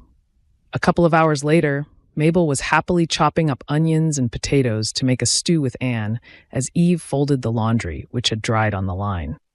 "Shall I take you for a look around outside?" Jake loomed in the doorway and took his hat off. "Can you spare Eve, Ma?" "Of course, son. Why don't you show Eve all the animals? You aren't afraid of cattle, I hope?" Anne questioned. "Well, I've never really been up close to them," Eve confessed, "but I'm always happy to learn." Anne nodded. "That's good. It's important that everyone can pitch in and help on a ranch. Frank used to do all the cattle work himself, but I used to help round them up. We'll give you Floss to ride. She knows exactly what to do. All you have to do is let her get on with it. Jake noticed Eve's worried frown. Ma didn't mean to go riding right now, he said hastily. There's a nice walk through the pastures down to the river we can do. You'll be able to see right across our land, and I expect you'll want to stretch your legs after traveling all week. Just let me get my bonnet. Eve tied the ribbons under her chin and fell into step next to Jake as he strolled off. Did your ma mean what she said about Floss? I've never needed to ride a horse before. Everything was local to us in Baltimore, so I just used to walk everywhere. Jake grinned. Floss will take good care of you. Don't you worry. She's like a big, comfortable armchair. Everyone learns to ride out here practically before you can walk. You'll soon pick it up. He pointed toward the mountains. That's Trout Creek Ridge. We get snow on the mountains in the winter, and you have to be careful of bears if we ride up there. Bears? I hadn't thought about that. I'm afraid so. And cougars. They don't tend to come down to the ranch, don't worry. Unless they're short of food if it gets very cold, then they can come hunting. But we get the cattle into the pens and keep watch. Eve shielded her eyes from the sun as it started to sink low in the sky. Ahead of them, the meadows rippled in the breeze, and the cattle grazed contentedly, working their way slowly from one tasty clump of grass to the next, swishing their tails against the flies. She felt a sense of peace wash over her and smiled up at Jake. Your ma told me she's happy we're here. She's made us feel very welcome. Uh-huh, that's Ma. She won't say so directly, but she was disappointed Gabe and I hadn't settled down and gotten married yet. His words trailed off awkwardly. I guess you might be wondering why? Eve shook her head with a small shrug. My stepmother told me it was because there aren't many women out here on the western frontier. You're right. There are more men than women out here. What with the miners and men traveling out to settle on a parcel of land. Gabe was going to marry, but Lucy died from influenza. And I just never met the right woman, Jake added. He felt a pang of guilt, knowing that what he had said wasn't strictly true. He had thought Vanessa was very much the right woman, but she had had other ideas. I'm sorry to hear about Gabe's loss, Eve said quietly. He'll get over it one day, Jake replied. In fact, I've been trying to persuade him to start courting again, but he always says he's too busy with his work. Speaking of being busy, I've spoken with the pastor, and he suggested we could get married in about 8 weeks if that suits you. There's always a lot to do on the ranch with all the summer jobs at this time of year. We have to make the most of the good weather. He took Eve's hand in his own and turned to face her. I'm not much given to romantic gestures, Eve, but I think we can make a good life together. And I do too, Eve agreed. She looked into his brown eyes and took in the firm set of his jaw, wondering when the sudden surge of emotion she had expected to feel might hit her. Give it time. We've only just met. The thought trickled through her mind, reassuring her. Jake was a good-looking man, in a rugged sort of way. There was no doubting that. But Eve had expected to feel a spark of something between them right away, which she realized now was unrealistic. Let's walk to the river, Jake said cheerily. He tucked her hand into the crook of his arm and led her along the track, naming the wildflowers and birds as they went. The rest of the walk passed pleasantly, and Eve was astonished at how huge the landscape felt. She had been used to being hemmed in by buildings, with a constant backdrop of the noise of carriages rumbling through the streets and costermongers shouting across each other, trying to sell their wares. But the ranch felt peaceful by comparison. Even as they had rumbled through Clear Springs town, although it had been busy, it had felt more like the sort of friendly community where folks would stop and say hello, instead of hurrying past, as though you were anonymous. By the time they returned to the cabin, Eve had decided she was glad Suzanne had replied to Jake's advertisement. The only thing she was regretting was leaving her job at Dr. Jackson's. Mabel has made herself right at home, Anne said happily when they got back. She's laid the table and helped me no end. I'm not as nimble as I used to be, and Mabel has been up the ladder and picked a bucket of apples. Ma makes the best apple pie, Jake said with a grin. Although I guess I'd better not say that after we're married. Eve felt her cheeks go pink at the reference to their wedding. But before she could reply, Anne clasped her hands together with a dreamy expression. "Have you agreed on a date yet, Jake? We don't want to leave it too long, but I know you'll want a bit of time to get to know one another. I know Elizabeth will ask me when I next go into town." "That's the woman who runs the matrimonial agency," Jake explained. "Tell her not to panic, Ma," he added with a roll of his eyes. "Eve and I have agreed to leave it a few weeks until after I've made the hay. You'll soon find that folks out here like to know everyone's business, Eve." "I'll introduce you to all my friends," Anne continued. "They can't wait to meet you, and we'll invite some of them back to the ranch to celebrate your marriage, of course. Pastor Keller is a fine man. You'll like him." "Don't overwhelm the poor woman," Frank said, giving his wife an amused look. A man of few words, he had been quietly rubbed dubbin into the leather bridle he had laid out on the table. "She's been like the cat who got the cream ever since we knew you were coming out west. Next thing, she'll be knitting baby clothes," he muttered. He shook his head, but Eve knew his words were meant kindly. "Pa, you're no better than Ma, talking about babies already. Poor Eve has only just arrived. I'm going out to check the fences again before it gets dark." Jake gave his parents a good-natured smile before putting his hat back on. "I won't be long," he said, giving Eve a nod and striding off. "Apparently there are cattle rustlers working over the ridge," Frank explained. "There's always something we're up against, but when it's thieves, curse them. It makes my blood boil." "Don't overexcite yourself, dear." Anne put a calming hand on his shoulder. "They're not likely to come stealing our cattle, being that we're so close to town, and the sheriff said his posse are doing more patrols." Frank harumphed, and Eve felt a shiver of alarm. "It ain't right, Anne. A man works hard all his life to build something out of the nothing for his family, and then those crooks think they can steal it all away. The only good thing for them is jail or to be strung up." "We had cattle stolen when we first came here," Anne said, her eyes clouding at the memory. "Frank's never forgotten it. Luckily, they didn't get far, and the sheriff managed to get the cattle back. But you can't be too careful. Jake will teach you how to shoot the rifle, just in case." Before Eve could reply, the sound of a horse approaching made Anne look up from the range where she was stirring the stew. "That'll be Gabe, home from work. He's the apothecary in Clear Springs," she added with a gleam of pride in her eyes. "Really? Jake didn't mention that's what he does," Eve said. She felt a sudden surge of happiness that she would have someone to talk to about her work at Dr. Jackson's.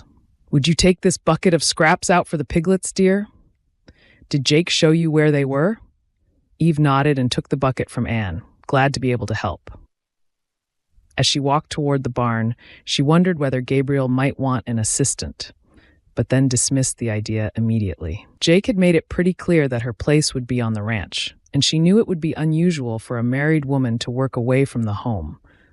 She felt a pang of regret that everything she had learned from the doctor would go to waste. "Can I help you with that?" Eve jumped at the deep voice as a figure emerged from the shadow of the barn. "Sorry, ma'am. I didn't mean to scare you." Gabriel stepped closer into the evening sun, and Eve found herself looking up into a pair of warm hazel eyes with an apologetic expression. "I'm Gabriel," he added, taking the bucket from her. "You must be Eve? I see Ma has gotten you busy already." Eve smiled. "I'm glad of it," she said quickly. "I don't like to be idle." Gabriel tipped the scraps over the fence, and 3 piglets ran over, rooting through them with obvious enjoyment. "They always make me smile," he said, watching the animals. "This is my favorite time of the day," he added, gesturing towards the western horizon.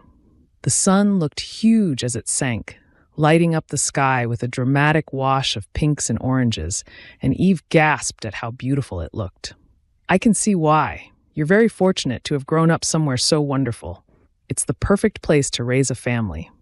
Eve suddenly remembered Jake's words about Gabriel's shattered dreams of marrying and having his own family and wished she could take her words back.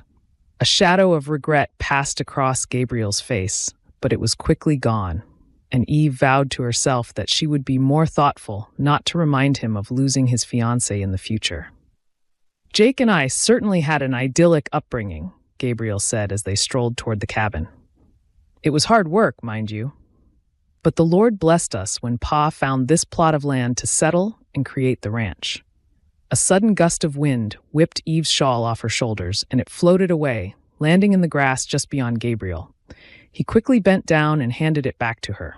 As she took it off him, their fingers brushed, and Eve felt a shiver of emotion ripple through her that she didn't recognize. Thank you, she stuttered. The wind can get up when you least expect it, Gabriel replied. His gaze lingered on her face, but his expression was hard to read in the failing light. Don't get cold, he said quietly.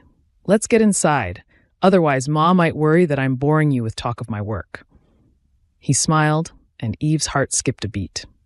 There was something about the way his hazel eyes hinted at hidden depths and a calmness about his demeanor that she found intriguing. Oh no, I'd love to know all about your work. I wouldn't find it the slightest bit boring. Eve said earnestly. She felt her breath catch with confusion as she saw Jake galloping back toward them through the meadow grass and noticed that Gabriel was watching her as she looked towards Jake. Well, if you'd like to tell me, she added. Maybe sometime in the future, Gabriel replied with a good-natured smile. I'm sure you'll want to spend time with Jake, getting to know about his work more than mine. Yes, of course. Eve followed him into the cabin and couldn't help thinking that she would rather spend the evening hearing about Gabriel's apothecary work, telling herself that it was purely because it was what she was familiar with from her time with Dr. Jackson. Chapter 11. The next few weeks flew by as Eve and Mabel settled into their new life, and Eve became accustomed to the rhythms of being on a ranch.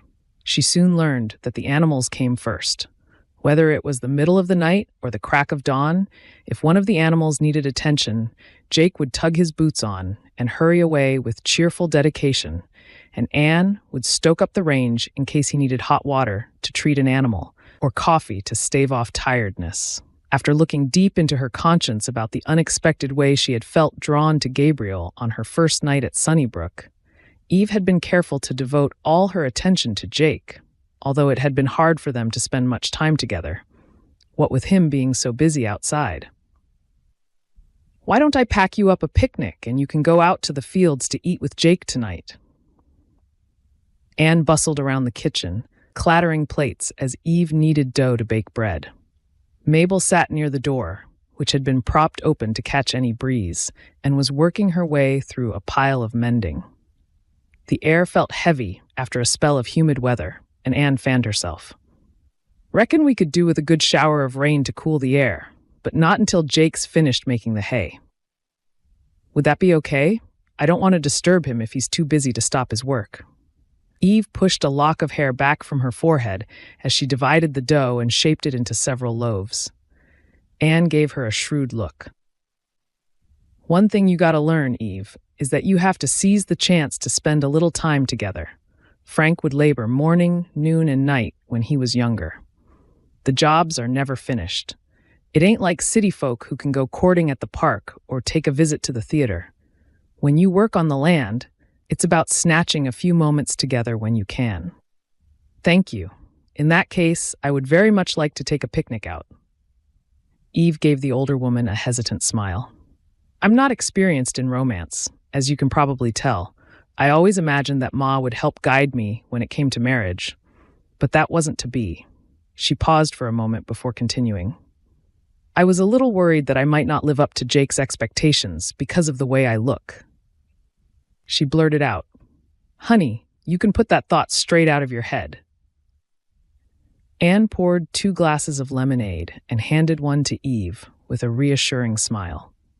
The good Lord tells us not to judge others by their looks. It's what's in your heart that matters, and I can tell that Jake is very fond of you. She took a sip of her drink and chuckled. He might not be one for romantic gestures, but that's just his way. Well, both of my boys are like that. Gabe took losing Lucy hard, but I hope he finds love again one day. I'm praying that he'll see how happy you make Jake and that I can persuade him to place his own advertisement with Elizabeth for a bride, too. Eve was surprised to feel a pang of something that she couldn't define as Anne chattered on about her hopes for Gabriel.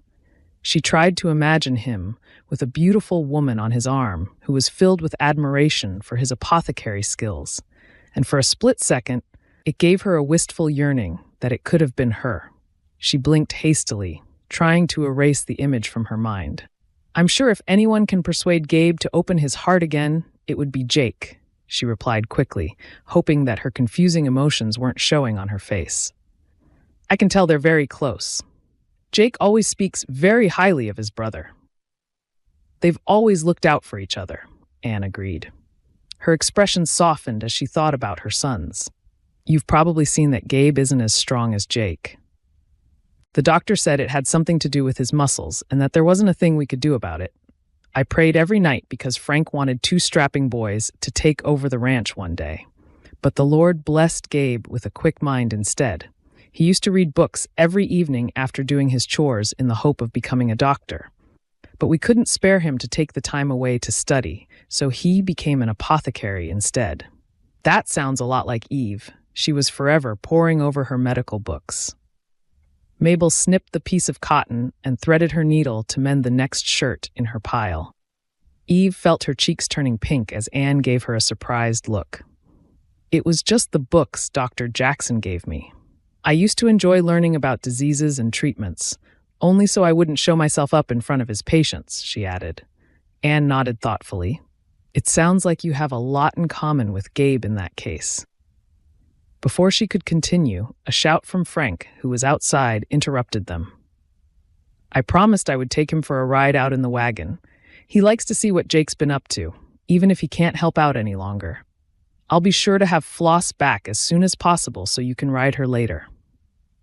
With that, she took her apron off and picked up her bonnet. "Remind me to talk to you about work later, Mabel. I think one of my friends might be able to help you get started with some dressmaking. You're too good to let that skill go to waste." Chapter 12. Hold her still, will you? Eve stepped up onto the bottom rung of the fence as Jake had taught her and clambered into the saddle while Mabel held Floss's bridle, although the horse just stood there patiently, knowing not to move until Eve was properly settled. The sun was low in the sky as Mabel waved them off, and Eve enjoyed the light wind, which lifted the hair from her neck, cooling her. Floss's broad back rolled comfortingly beneath her, and Eve rested her hands lightly on the reins. The horse seemed to know exactly where they were heading, and before long, her ears flicked forward as she whinnied to Blade, where Jake had tethered him in the shade of a tree near the river. "This is a nice surprise." Jake wiped the sweat from his brow and put down the scythe, grinning up at her. "I was all but finished for the day." The swathes of grass that Jake had spent the day cutting were already drying out, and a delicious scent of meadow hay filled the air, as heady as any perfume Eve had ever smelt. "It's heavenly, ain't it?" He helped Eve down from the horse, slipping the bridle off Floss so she could graze. "I've never seen anything like it." Eve watched as butterflies danced over the meadow flowers on the edge of the field, and birds swooped low over the river, looking for midges to feed on. "I don't think I'd ever want to leave. Not now. I've seen what it's like in the country." Jake picked up his rake and started gathering the driest grass into windrows, ready to load onto the wagon the following day. "I gotta admit, I was worried you might not like it here," he said, sounding breathless from the exertion. "You don't miss working for the doctor, then?" Eve hesitated for a moment before answering, wanting to choose her words with care. "I do miss it a little," she confessed. "But it was as much a sense of being useful for our family than the work itself, and I can see how helping you on the ranch would be useful in its own way." She picked a blade of grass and chewed on the sweet end of it. "I'd hope to be as confident as your ma one day, but it might take me a while to learn." "You're picking it up already," Jake said. The muscles on his arms gleamed with sweat as he swept the rake rhythmically back and forth. "You've learned to ride just fine, and I can already tell that Ma finds it a great help having you and Mabel in the house. She doesn't like to say anything, but I often hear her getting up in the night because her joints are aching so much. It's good that you can take over some of her chores, although she'll never be one to sit and relax." "Are you paying me a compliment about my riding, Jake?" Eve rubbed her shoulders, which still ached from her efforts at learning to ride a horse, and giggled as he blushed. Well, at least you don't look like you're about to slide off every time Floss breaks into a trot anymore, he joked back. Shall we eat now? Eve laid her shawl on the ground and unpacked the food from her saddlebag. There was a slice of cold pie and 2 crisp red apples with some bread and cheese. They sat together companionably as Jake talked about his childhood. Every corner of the ranch held memories, and he had a way of bringing them to life so that Eve could practically see Jake and Gabriel as 2 young boys, splashing in the river and fetching the cattle home in snowdrifts up to their knees. I'd better get on with my work again. Jake yawned wearily and helped Eve up, holding her hand for longer than was strictly necessary. I enjoyed this, he murmured. Eve wondered for a moment whether he was going to kiss her, but there was a hesitation in his eyes as if something was stopping him. Tell Ma I'll be late back. I want to get as much grass cut as I can, in case the weather turns. He waved goodbye before walking off with his rake, leaving Eve to pack up the saddlebag again. Watching his retreating back, Eve felt a pang of disappointment. Part of her wanted Jake to sweep her into his arms and kiss her so she could experience the thunderbolt of passion she had heard so many girls talk of when they were in love. But she respected that he didn't want to behave improperly. Since when did you get so fanciful about romance? She muttered to herself under her breath, shaking her head at her own silly daydreams. Jake and I aren't like that. Not yet anyway. She sighed and gazed up at the shimmering leaves of the maple tree above them, pushing away the worries that still niggled at the back of her mind. Is this what love really feels like? The thought slid into her mind, and she felt a sharp pang of loss that she couldn't ask her ma. She knew from Anne and Frank's occasional comments that Jake had been courting someone before, but Anne had assured her that it had come to nothing. Even so, Eve couldn't help but wonder whether Jake was really ready to spend the rest of his life with her. Just as she was about to leave, she noticed a heart and some letters carved into the bark of the tree. She stepped closer and traced her fingers over the initials, J and V. Jake and? She wondered who the letter V belonged to, and whether Jake had really gotten over the woman who had meant so much to him that he had inscribed it forever into this mighty tree. Clambering back onto Floss, Eve did her best to put her doubts to one side. Jake had proposed, and there was no reason why they couldn't have a happy marriage where love could blossom over time, she told herself. The steady clopping of Floss's hooves soon cheered Eve up, and her spirits lifted as she saw the log cabin come back into view. She wondered what Anne had in mind for Mabel's work, and knew that her sister was excited to resume her dressmaking. Suddenly, Eve's daydreams were interrupted by Floss's sharp whinny of fear. She felt the horse bunch powerfully under her and gasped with horror as a snake slithered out of the grass, almost beneath Floss's hooves. Steady, girl. It's all right. Eve grabbed hold of Floss's mane as the horse pranced and kicked out at the snake before breaking into a juddering gallop. Stop! Floss, stop! Eve threw herself low over the horse's neck, clinging on for dear life, and closed her eyes as the ground rushed past, convinced it could only end in certain death. Whoa there, Floss, easy girl. Gabriel's deep voice rang out, and Eve felt the horse skid to a halt, her ribs heaving beneath her legs. Eve, are you all right?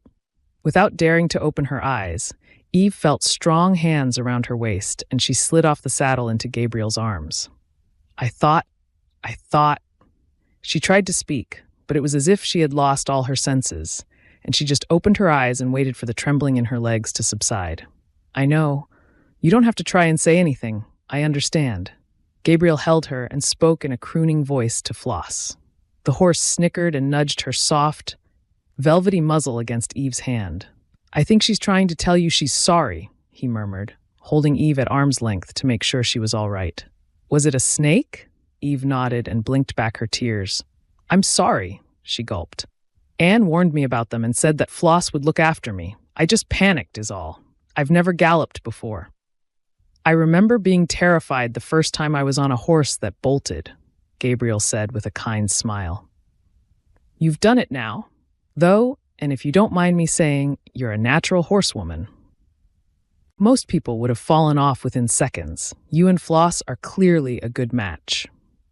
Eve felt her fear draining away and gave him a watery smile. Thank you for saving my dignity, she chuckled. I thought either I would fall off or end up being thrown over the first fence we arrived at. I'm very glad you didn't come to any harm. I don't think I could have borne that, Gabriel murmured, glancing away as though speaking to himself. He cleared his throat and stepped back, suddenly realizing that he still had his arms around Eve. What I meant to say was that Jake would have been upset to see you hurt, he said hastily. Do you reckon you're up to riding back with me now? It's best to get straight back on again before you lose your nerve, and I'll be right next to you. Eve brushed the dust from her skirts and squared her shoulders. Just try stopping me, she said firmly. I'm not going to let a little mishap like that put me off, and you can tell me all about your day to help take my mind off it. A few moments later, as they rode sedately up the track, side by side in the sunset, Eve was hit with the sudden realization that as terrified as she had been by Floss bolting, a part of her had wished that Gabriel's embrace had lasted longer and that it hadn't just been out of brotherly concern. She shivered as the emotions coursed through her, wondering if she was making a terrible mistake marrying Jake, when clearly her heart had feelings for his quiet, unassuming brother Gabriel instead. Chapter 13. I just have to buy some fabric for Mabel and a few supplies from the mercantile store for your ma. Eve waved Jake goodbye as he drove the wagon away. It was only a couple of weeks before they had booked Pastor Keller to conduct their modest wedding, and they had come into town together. When Anne had asked Jake what he was going in for, he had blushed and muttered that it was a surprise, and Anne had given Eve a small wink, whispering later that it must be a gift for his bride-to-be. Jake's thoughts turned to the upcoming wedding as the wagon rumbled along the street toward Gabriel's apothecary. If he hadn't known better, he could have sworn that Gabriel was avoiding him. He hitched Floss to a post, and the door tinkled, announcing his presence. Howdy, I'll be with you in a moment.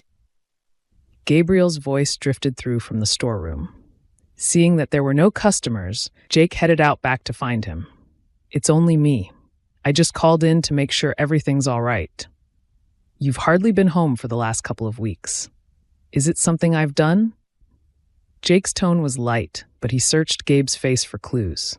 The two brothers rarely fell out, and it wasn't like Gabe to stay away from the ranch for so long. Just busy with work, is all. Gabriel shrugged and walked back out into the front of the store to check they were alone. And Jake followed. There's been an outbreak of influenza, and I've been seeing more people than usual. I figured it was easier to stay in town. As long as that's all it is. There was a small room upstairs above the shop that could serve as living quarters, but he knew Gabe usually preferred to come home at the end of the day to help on the ranch and spend time with the family. Jake picked up a bottle of pills, looking at them absent-mindedly. I know it must be hard for you. Me getting married to Eve must remind you of Lucy. I don't want it to come between us, though, Gabe. Will you try and come home tonight? Ma's missing you. We all are. Gabriel nodded and took the bottle back from his brother with a grin. To be honest, I could do with one of Ma's home-cooked meals. There's only so much food from the saloon a man can take. What have you come into town for? Jake shrugged nonchalantly. I thought I'd better buy something nice for Eve, a little wedding gift. However, I don't know what to get her for the life of me. What would a woman like Eve appreciate? A book, Gabriel said immediately. A book? Jake burst out laughing. Why on earth would she want a book? I was thinking of some ribbons. That's what women like, ain't it? He shook his head in amusement, turning to leave. I'll tell Ma you'll be home tonight then. Make sure you come, or she'll be disappointed. As Jake strode off down the street, Gabriel watched him through the window with a troubled expression. He couldn't tell his brother that his work was only part of the reason why he hadn't been home much. An image of the way Eve's blue eyes sparkled when she laughed floated into his mind, and he sighed. He wished he could blank her from his thoughts. But the truth was that ever since he had held her in his arms when Floss had bolted, he could scarcely think of anything else. It's just a couple more weeks, and then she'll be a married woman, he muttered to himself, turning back to the shelves of medicines. He fervently hoped that once Eve was married to Jake, his own unexpected feelings for her would subside. But until then, he knew he had to stay out of her way in case his emotions showed on his face. He shook his head again, feeling guilty. He had truly never expected to feel anything after Lucy had died, but there was something about Eve's gentle nature and the way she cared for her sister that had finally crumbled the protective wall Gabriel had built around himself. But she was marrying his brother. After the way Vanessa had left Jake without so much as a backward glance, he knew his feelings for Eve would have to stay locked tightly in his heart forever. Known only to him and nobody else, he loved his brother too much to do anything to spoil his chance at finding love again. The door suddenly burst open, snapping Gabriel out of his worries. "Gabe, can you come to the railroad station right away?" The young boy who helped unload the luggage pulled his sleeve with urgency. "A lady who just arrived has fainted clean away and bumped her head. There's blood and all. Reckon she needs bandaging up, and the doctor's out on another call." Gabriel grabbed his treatment bag and nodded. "Sure thing, son. Lead the way." Dropping the latch on the door, he jogged toward the station, glad to be of assistance. Jake hurried along the street, deep in thought. Although he had laughed at Gabe when he had suggested a book as a gift for Eve, it had made him realize that he still didn't know Eve very well. He had been so busy with getting the hay in and checking the fences in case the cattle rustlers struck, he hadn't spent as much time getting acquainted with her as he should have done. It was busy in town, and Jake could see that a train had just arrived, with people disembarking and bustling along the street to their various destinations. He paused to look in a store window at an array of handkerchiefs, ribbons, and hair combs, wondering whether Eve would like something from there. As the wind blew along the street, sending eddies of dust up into the air, Jake had a sudden sense of déjà vu. The last time he had purchased something from this store had been for Vanessa. He had known exactly what she would like, and the green hair ribbons he had chosen had delighted her. Yet a week later, she had left. He sighed and jammed his hands in his pockets, suddenly regretting the trip into town and thinking of all the work he could have been getting on with at the ranch instead. He was aware of people passing behind him on the street, but his mind was stuck in the past, and he felt a sudden yearning for everything he had lost. Chapter 14. "I still have them, you know," a woman's voice said quietly behind Jake as he gazed unseeing into the store window, lost in his thoughts. "Vanessa?" Jake twisted around, unable to believe his eyes. His mouth gaped open in disbelief at the sight of the woman he had almost married standing before him. He shook his head, wondering if it was some sort of hallucination that his troubled thoughts had brought to life. But there was nothing imaginary about the curvaceous, red-headed woman in the pale green gown looking at him with her amber eyes. "The green ribbons you gave me. I wear them every day," Vanessa said with a hesitant smile. Why? What are you doing back in Clear Springs?" Jake didn't know whether to sweep her into his arms or shout at her with anger. He stared up and down the street, half expecting to see Eve approaching. "Why are you here, and what do you want?" The questions tumbled out of him, and Jake steered her around the corner into a quiet side street. He had to have answers, but he knew if they were seen together, the gossip mongers would soon be spreading rumors like wildfire. Vanessa Hanley looked down at the ground, choosing her words carefully. Her auburn hair glinted in the sun, and as she had said, the green ribbons he had bought her were artfully fashioned as a trim to her dress. "I'm sorry I left, Jake. I never meant to hurt you. I guess I just got cold feet and thought you'd be better off without me. I always worried that I wasn't woman enough to work on the ranch with you. Your ma is such a force of nature, turning her hand to everything." She bit her lip and gave Jake a soft smile. "You never used to tell me that you loved me very often. I thought maybe you hoped for someone better, but I couldn't bear to hear you say that, so I left to protect myself." Jake shook his head vehemently. "You got it all wrong, Vanessa. I loved you so much, and then you broke my heart. It's not that I didn't care for you. I just ain't good with saying it, I suppose. But where have you been this last year? I never thought I'd see you again. I worked as a governess to a family back east. Vanessa gave him a wry smile. I realized within a month that leaving you was the biggest mistake of my life, but it took me this long to swallow my pride and admit it. Not to mention saving up for a ticket for the railroad so I could come home again. I don't know what to say. Jake scratched his head and gazed at her again, as if she were an apparition that might vanish in a puff of smoke any minute. I don't expect your forgiveness, Vanessa replied, suddenly serious again. I expect you've moved on. A handsome man like you? Her words hung between them, and a look of disappointment washed over her as Jake didn't reply. I just needed to come and apologize in person. The way I left was cowardly and hurtful, and that's not the sort of person I am. Not really. Jake nodded. I know, he said softly. That's why it hit me so hard. I knew you weren't a bad person, but I never had the chance to ask you why you left, or even to try and make things right between us, although Lord knows I wanted to. He jumped as he heard the town clock strike the hour. I have to go. Ma's expecting me, and there are cattle rustlers about. I don't like to leave the ranch for too long. I'm staying in town for a few weeks. I've got work at the new boarding house, and then, well, I guess I'll have to move on again now that I've done what I wanted. She touched his arm lightly and looked into his eyes. I'm not here to make trouble, Jake, if you have someone new in your life. It's good to see you. With that, she turned on her heel and walked quickly away, leaving Jake wrestling against the urge to run after her as fast as his legs could carry him. What am I going to do now? The question came from his lips, almost like a guttural groan. I can't turn Eve away. She's done nothing to deserve that. But Vanessa, oh my, Vanessa coming back? How can I bear to see her when I'm promised to another? Are you okay? A man stumbled past him, smelling of stale beer, and peered at him with bloodshot eyes. Talking to yourself on the street. Sounds like you're in trouble and in need of a swig of whiskey. He grinned, trying to drape his arm over Jake's shoulder to drag him into the saloon, but Jake shook him off. I'm in trouble, all right, he muttered, hurrying back to the wagon.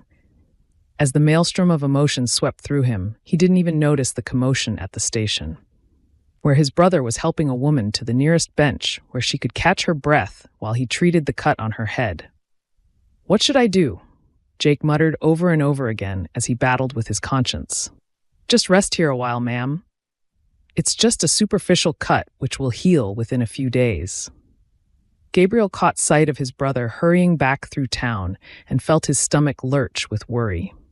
Jake's face was gray, and everything about him looked shaken, as though he was racked with worry. Glancing further up the street, he suddenly realized why. There, standing in the shadows, watching Jake with longing etched in every fiber of her being, was Vanessa. Gabriel did a double take, feeling as though all the breath had been sucked from his lungs. Why was she back? How did Jake feel about her? A torrent of questions pulsed through his mind. This changed everything, and he had a terrible sense of foreboding that Eve might end up very hurt. You're all very quiet tonight? Cat got your tongue? It was early evening, and Anne spooned out fresh vegetables to go with the sliced beef and handed the plates to everyone at the table. I'm just tired, Ma. Gabriel patted her hand. This was worth coming home for, though. I missed your cooking these last few weeks. Anne smiled before giving Jake a curious look. What about you, son? Did the trip to town earlier go well? Oh, I might have to go back in a couple of days. I didn't get what I wanted, and I need to speak to the sheriff. I noticed one of our fences looked like it's been tampered with. Reckon those rustlers might have come to this side of the mountains now, although I'm praying I'm wrong about that. Should we do some sort of lookout, do you think? Gabe took a piece of bread and scraped some butter on it. I can give you a bit more time now. I think we've turned the corner with this influenza outbreak. He had come home with every intention of confronting Jake with what he had seen earlier, but when he saw the haunted look in his brother's eyes, he realized this was something Jake needed to sort out in his heart first, without him interfering. But the fact that he had just said he wanted to go back into town again within a few days told him that Jake wanted to see Vanessa again. He wondered whether it would be to tell her to leave or beg her to stay. Why don't you let Eve help you out for a while? Mabel said. It's exactly what she used to do for Dr. Jackson, and you sure do look exhausted. Mabel, don't be rude. Eve nudged her sister and shot Gabriel an apologetic look, but he just laughed. I guess it would make sense, Jake said quickly. You know it's not good for you to overwork, Gabe, and I'm sure Ma can spare Eve for a little while, at least until the wedding. What do you think, Eve? You don't have to, but you might enjoy it? Eve nodded slowly, feeling a sense of excitement bubbling up in her chest. I did help Dr. Jackson with influenza patients. He said that if you get on top of the disease quickly with the right treatments, people have a much better chance of getting well again. She gave Gabriel a shy glance, pleased to see him smiling. It would be an enormous help if you don't mind, Jake. I keep saying I should advertise for someone to work with me, but I haven't gotten around to it yet. That's settled then, Anne said happily, pleased that everyone was talking again. She poured some water out and took a sip. Elizabeth called earlier. She said there were lots of people arriving off the train today. Maybe one of them might be looking for a husband, Gabe. She gave her son a fond look and smiled. I told her you would give it some consideration. You can't bury yourself in work forever, you know. Frank chuckled and passed the bread around the table. Next, you'll be looking for a husband for Mabel, dear. He grinned at Anne as Mabel rolled her eyes. Not yet. I've got my new job as a dressmaker to enjoy first. I'm starting next week, and I can't wait to see my gowns on all the fine ladies of Clear Springs. Chapter 15. Eve took a deep breath, taking in the familiar smells, and turned to Gabe with a wide smile. I can't tell you how much I've missed this. She gestured at the shelves, neatly lined with brown bottles of pills and tall glass vessels holding colorful tinctures and tonics to deal with every ailment that the residents of Clear Springs might be troubled with. Gabe chuckled. I never thought I'd hear a young woman say that. He handed her a long apron, which she quickly tied over her dress. Mabel came from Mrs. Fenton's yesterday to give me this for you. She said it was so as you'd look the part. I'm glad she settled into her new job so quickly and that Mrs. Fenton didn't judge her lacking because of her hand. She's had her fair share of troubles, Gabriel replied. Her husband was killed at the gold mine, and her only child suffers from every cough and cold around after being born early. But she's a kind woman who likes to see the best in people. Besides, Ma showed her some of Mabel's sewing, and she was so impressed she didn't want Mabel to work for anyone but her. Eve smiled, but a shadow of worry crossed her face. Mabel had settled so well in their new life that it would be a travesty to make her leave. But over recent days, Jake had become distant, and she found herself wondering yet again whether they were well enough suited to marry. She touched her cheek unconsciously and sighed. Are you sure you don't mind working here? Gabriel was sensitive to Eve's every mood, and he had seen the mixed emotions chasing across her face like clouds scudding across the sun. Eve gave him a hesitant look, as though trying to decide whether to reply. How did you know you loved Lucy, Gabriel? Do you mind me asking? It's just, well, Jake told me you loved her very much indeed, and Ma never had a chance to tell me much about such matters. It's not that I don't love Jake, of course, she added hastily. I just wondered. She busied herself with dusting the bottles, not wanting to see Gabriel's expression in case he was shocked by her question. I guess it's a feeling deep inside, Gabe said slowly. It's knowing that she's the first person I think of when I wake up and the last person I see in my mind when I fall asleep at night. He sighed slightly and shrugged. I'm not the best person to ask, he added with a shake of his head. Eve nodded. The fact that he still spoke in the present tense told her how much he must still miss Lucy. Forget I said anything, she said lightly. Now, what would you like me to do today? Cleaning? Bookkeeping? Nope, that would be a waste of your talents. I propose you come on my rounds with me. I've got the horse and buggy, and we can call on my patients outside of town, and you can help me with all my jobs. How does that sound? Eve's eyes lit up. Really? You're happy for me to come out with you straight away? Oh, Gabriel, thank you. You don't know how much that means to me. You might not say that by the time we've finished, Gabe chuckled. I think the worst of the influenza is over now, but there are plenty more folks who need our help. The rest of the day flew by as they traveled from one ranch to the next, bringing much-needed treatments to those in need. Gabriel was surprised to see how Eve had blossomed so readily in her role. It was as if he was seeing a different woman altogether, someone who was confident yet kind, as though working with the sick was second nature. "Bless you, my dear." Old Mrs. Mackenzie pressed a jar of her best pickles into Eve's hand as she and Gabe got ready to leave their final call of the day. She gave Eve a grateful look, blinking up at her with button-bright eyes in her wizened face. "I'm glad to see that Gabriel has put all that sadness behind him and found himself a fine young woman to make him happy again." "Oh no, it's not what you think," Eve said hastily.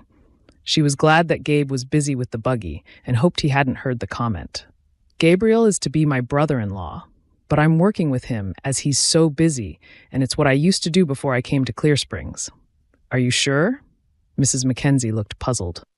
"I've known Gabriel ever since he was a young boy, and I can tell you, I ain't ever seen him look so happy, especially since that terrible business with his fiancée getting sick and passing away."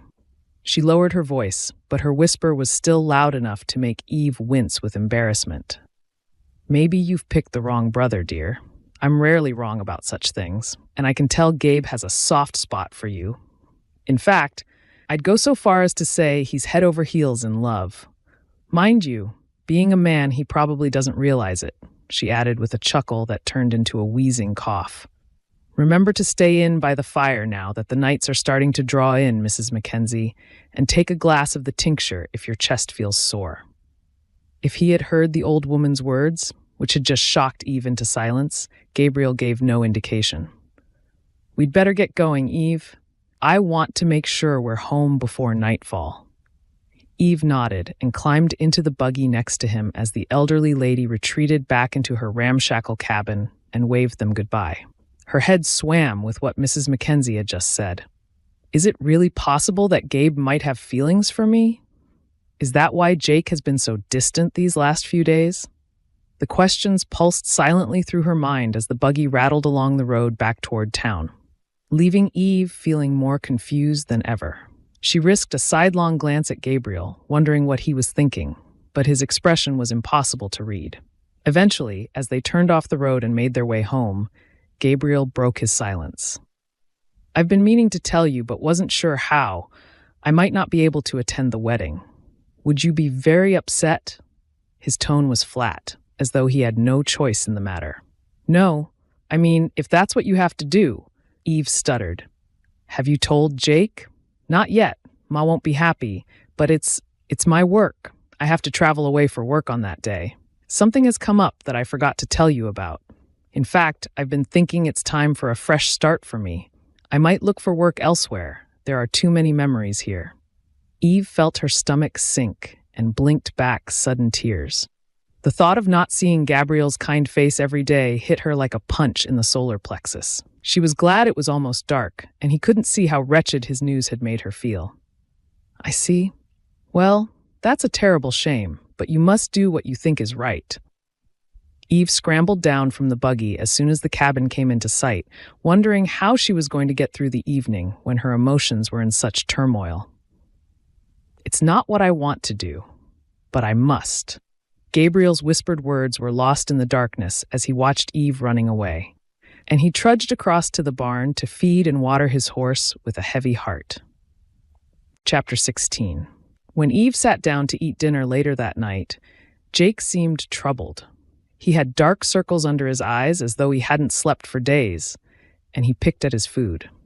"Did you get what you needed from town?" Anne gave his barely touched plate a pointed look before clearing it away with a clatter. "It's only a few days until the wedding, and our friends are looking forward to coming back to the ranch for a celebratory meal afterward. I've been busy baking all day." "Yes, I did, Ma." Jake picked at a bread roll, chewing it slowly. He could barely meet Eve's eye, and even Mabel noticed his troubled mood, raising her eyebrows as Eve gave her a small shrug. "There's no point worrying yourself sick about these cattle rustlers, son." Anne patted Jake's hand. "You're doing the best you can." "I think I'll go and keep watch down near the river tonight," Jake replied, looking brighter. "I was thinking that would be the perfect place for them to steal our cattle from. All they would have to do is drive them across the river, and they'd be gone. He stood up abruptly. "I'm going now. Don't wait up for me." With that, he jammed his hat on and hurried into the night, slamming the door behind him. "I don't know what's gotten into him," Frank muttered. "Whatever it is, it's no way to behave right before his wedding. He's just got a lot on his mind," Anne said hastily. She gave Eve a worried look. "Are you feeling all right, dear? You look rather pale." Eve nodded. "I do have a headache coming on. I think I'll go to bed early tonight, as soon as I've finished my chores." A few hours later, as the full moon rose in the sky, Eve tossed and turned in her narrow bed. Mabel's breathing was slow and regular, and she had drifted off to sleep within minutes of snuggling under her patchwork coverlet. But Eve's mind was racing, and sleep eluded her. Coming to a sudden decision, she knew she had to speak with Jake, and it couldn't wait a moment longer. She sat up and slipped into her dress, taking care not to wake Mabel. Tiptoeing out, she tilted her head to make sure everyone was asleep. Other than the occasional creak of the beams, the cabin was silent, and Eve wrapped her shawl over her shoulders before hurrying away to the barn. "I know it isn't the usual time for us to go out, Floss, but you don't mind, do you?" Eve stroked the horse's velvety muzzle, drawing comfort from the gentle creature before slipping the bridle onto her, not bothering with a saddle. The bright moonlight bathed everything in a silvery glow, and moments later, Floss plodded toward the river as she had done thousands of times in her life, carrying Eve to her moment of reckoning. "Jake? It's me." Eve slipped off Floss's broad back and tied her reins to a post. Now that she was here, her mouth felt dry with nerves, and she wondered whether she was about to ruin everything. "I kinda wondered if you would come." Jake walked slowly toward her with a sorrowful expression.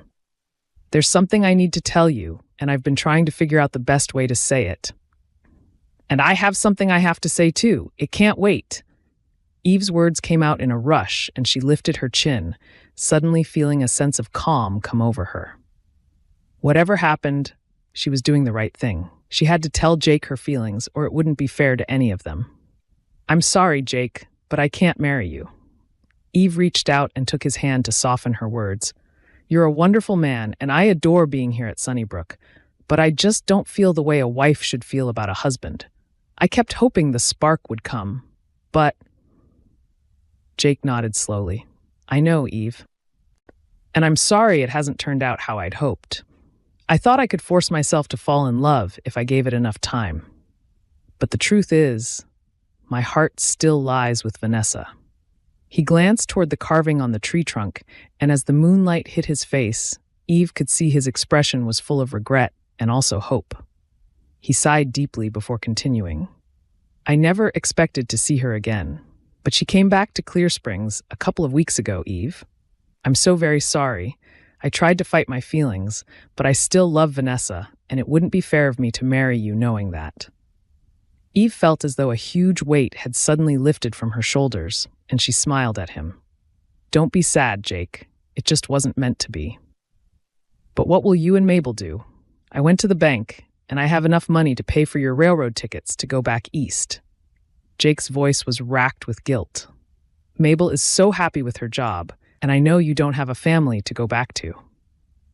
Suddenly, he pulled Eve into a brotherly hug before holding her at arm's length and looking deep into her eyes. "I know what I want you to do, but I don't know if I dare say it, or even if it's my place to say it after what I've done."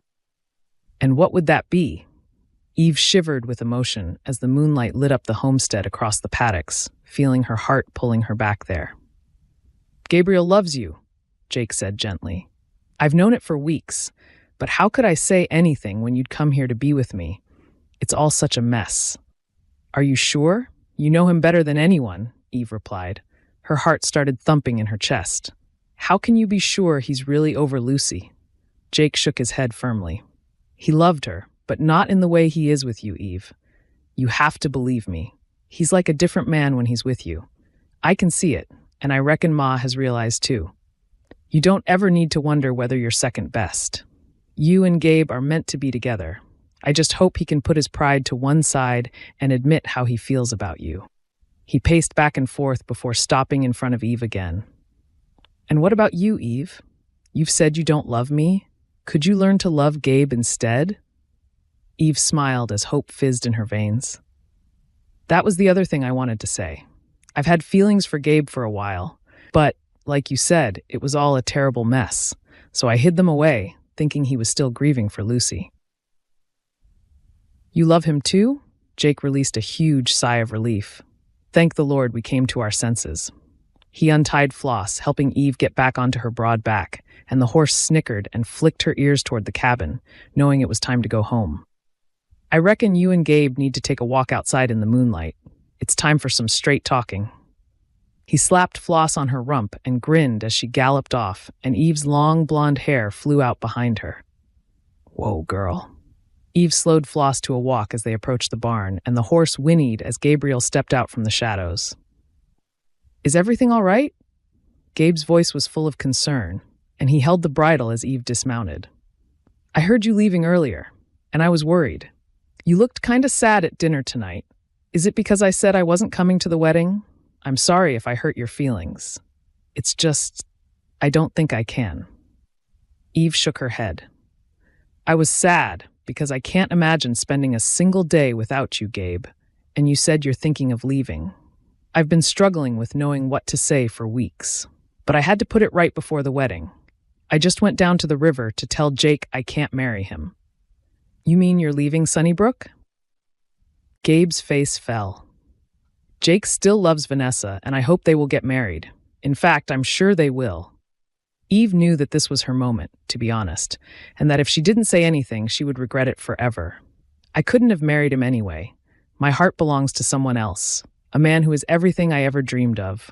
Kind, handsome. Her words petered out as a look of understanding flashed into Gabe's eyes. Will you stay, Eve? I love you so very much, but I had to tell myself we could never be together. Otherwise, it would have driven me crazy. Will you be my wife? I've wanted to ask you for so long, but I couldn't say anything while I still believed Jake had feelings for you. Gabriel stepped forward and gazed deep into Eve's eyes. Her hair looked like spun gold in the bright moonlight. And as she nodded, he swept her into his arms, their lips meeting in a passionate kiss. Are you sure this is what you want? Eve murmured, needing to know without a shadow of a doubt. Are you really over mourning, Lucy? You don't mind about the birthmark on my face? She looked into Gabriel's eyes, wanting to see everything that was in his heart. Oh, Eve, I shut myself away and buried myself in work, telling myself it was better for me to stay single than risk being hurt again. But what sort of life is that? When you came here, it was as if I'd woken up from a long sleep, and everything became joyous again. I had a reason to look forward because you were in my life. But you were already promised to Jake, and I realized I couldn't hide my feelings forever, which is why I told you I couldn't come to the wedding. And now I'm a free woman, Eve said with a chuckle. Free to be with you, Gabe, and to stand by your side and support your work as we build a new life together. I prayed the Lord would show me a way through all of this, and he listened. I think Anne and Frank are going to be surprised to be preparing for 2 weddings instead of 1. Nothing will make Ma happier than hearing that, trust me. Gabe swept Eve into his arms again and kissed her tenderly, cherishing every moment as their hearts beat together under the stars. I think I can hear Jake's horse. Shall we go inside and tell everyone the good news? Eve rested her head against Gabe's broad chest, savoring the feeling of joy that was coursing through her body that she had waited so long for. Overhead, a shooting star sent a streak of silver across the inky sky, and she gave silent thanks for her good fortune. This is the happiest day of my life, she murmured. I love you, Gabe, and I always will. Epilogue. 1 year later. Are you ready, Eve? Hurry up, will you? Mabel poked her head around the door, her eyes sparkling with excitement. Do you want me to help you tighten the stays on your dress? They're not going to start without us, Eve replied with a grin as she did up the last few buttons and draped a shawl over her shoulders. Mabel's excitement was infectious, and the 2 sisters hurried outside, arm in arm. Your wagon awaits. Gabe lifted his hat, and once the 3 of them were settled on the seat, he clicked his tongue, and Floss pulled against the traces. Ma has taken enough to feed an army. The dust ahead of them showed where Anne and Frank had already made their way across the paddock toward the bend in the river, which was their destination. A few minutes later, the sound of hammering and knocking drifted across in the late summer breeze. "There it is!" Mabel sat up straighter, shading her eyes. "I can't believe so much of it is up already. Jake rounded up all his friends from town, and they've agreed to work until it's finished. Shouldn't take more than a couple of days." Gabriel felt the warmth of Eve next to him through his jacket and thought for the 100th time how blessed he was. Our own cabin. Eve's voice held a note of wonder as she looked at the low wooden frame of the building ahead of them as it came to life. A dozen men swarmed over it, sawing logs, heaving them into place, and using complicated rope pulleys to raise their home from the grassy plateau in the meadow where they would soon be living. The river rippled at the far end of the meadow, and the mountains rose in the distance. At just a few minutes' ride from the main cabin of the ranch, it was the perfect place for them to live, so they would still be close enough to be part of the family. "Do you like it?" Gabe glanced at Eve. "You do realize what day it is, don't you?" She smiled up at him. "1 year to the day since we got married, my love. What a perfect way to celebrate our anniversary." Gabe pulled the wagon to a halt and helped Eve and Mabel down. The back of the wagon was piled high with furniture, rugs, and all the things that would make the cabin a proper home. "Isn't it exciting?" Vanessa hurried toward them. "I'm trying to persuade Jake to stop and have some lemonade, but you know what he's like." She linked arms with her sister-in-law as they strolled around the site. "Are you sure you don't mind that it's me and Jake living in the big house?" "Of course not," Eve said quickly. "With Gabe working in town, it makes sense for you and Jake to live up there. I'm so glad things have worked out so well." Vanessa gave her arm a sudden squeeze. "You and Gabriel are perfect together, you know? It's true what I said when I first met you. You make him happier than he's ever been in his whole life." Eve nodded. Any thoughts that he might have still yearned for Lucy had long gone, and he had welcomed Mabel to live with them with open arms, declaring that he wouldn't have it any other way. "I reckon I'm ready for that drink now." Jake strode toward them, wiping the sweat from his brow, and Gabriel joined them. "I've laid out a picnic under the tree."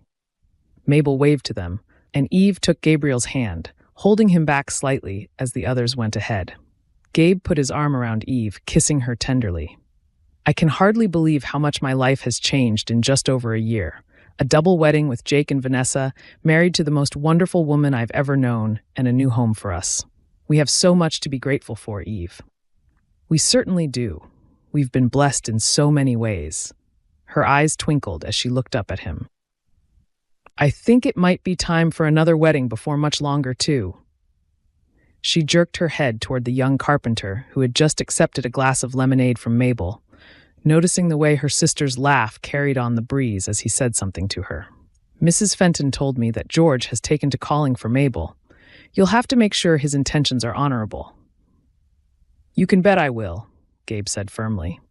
"I know George, though. He's a good sort of fellow. If they can be as happy as we are, that's all I would wish for." "You sound just like a protective father," Eve replied with a chuckle. "You know I think of Mabel as my own family, and I only want the best for her." Eve nestled against Gabe as they watched the first pieces of the roof taking shape. "Our very own home," Gabe said quietly, with wonder in his voice.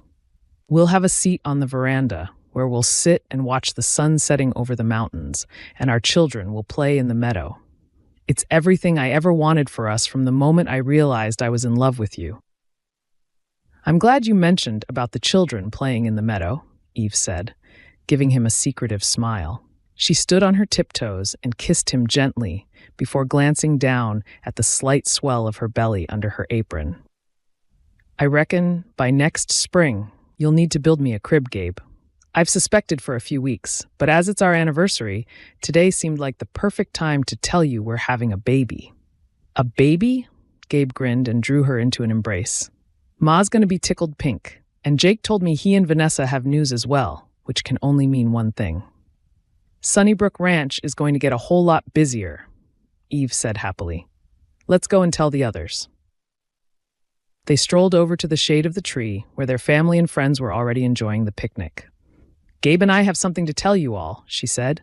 "And so do Jake and I," Vanessa echoed, giving Eve a heartfelt smile. "Is it what I think?" Anne clasped her hands together as Eve and Vanessa both nodded. "Did you hear that, Frank? We're going to have 2 new grandchildren. Praise the Lord. What a wonderful day this is." The end. Thank you for listening to this free audiobook, and we hope you enjoyed it. Martha Gilchrist writes clean romance stories that sweep you away to when times were simpler, with plenty of love and adventure to entertain you. If you enjoyed this story, be sure to like it with a thumbs up and subscribe to this channel.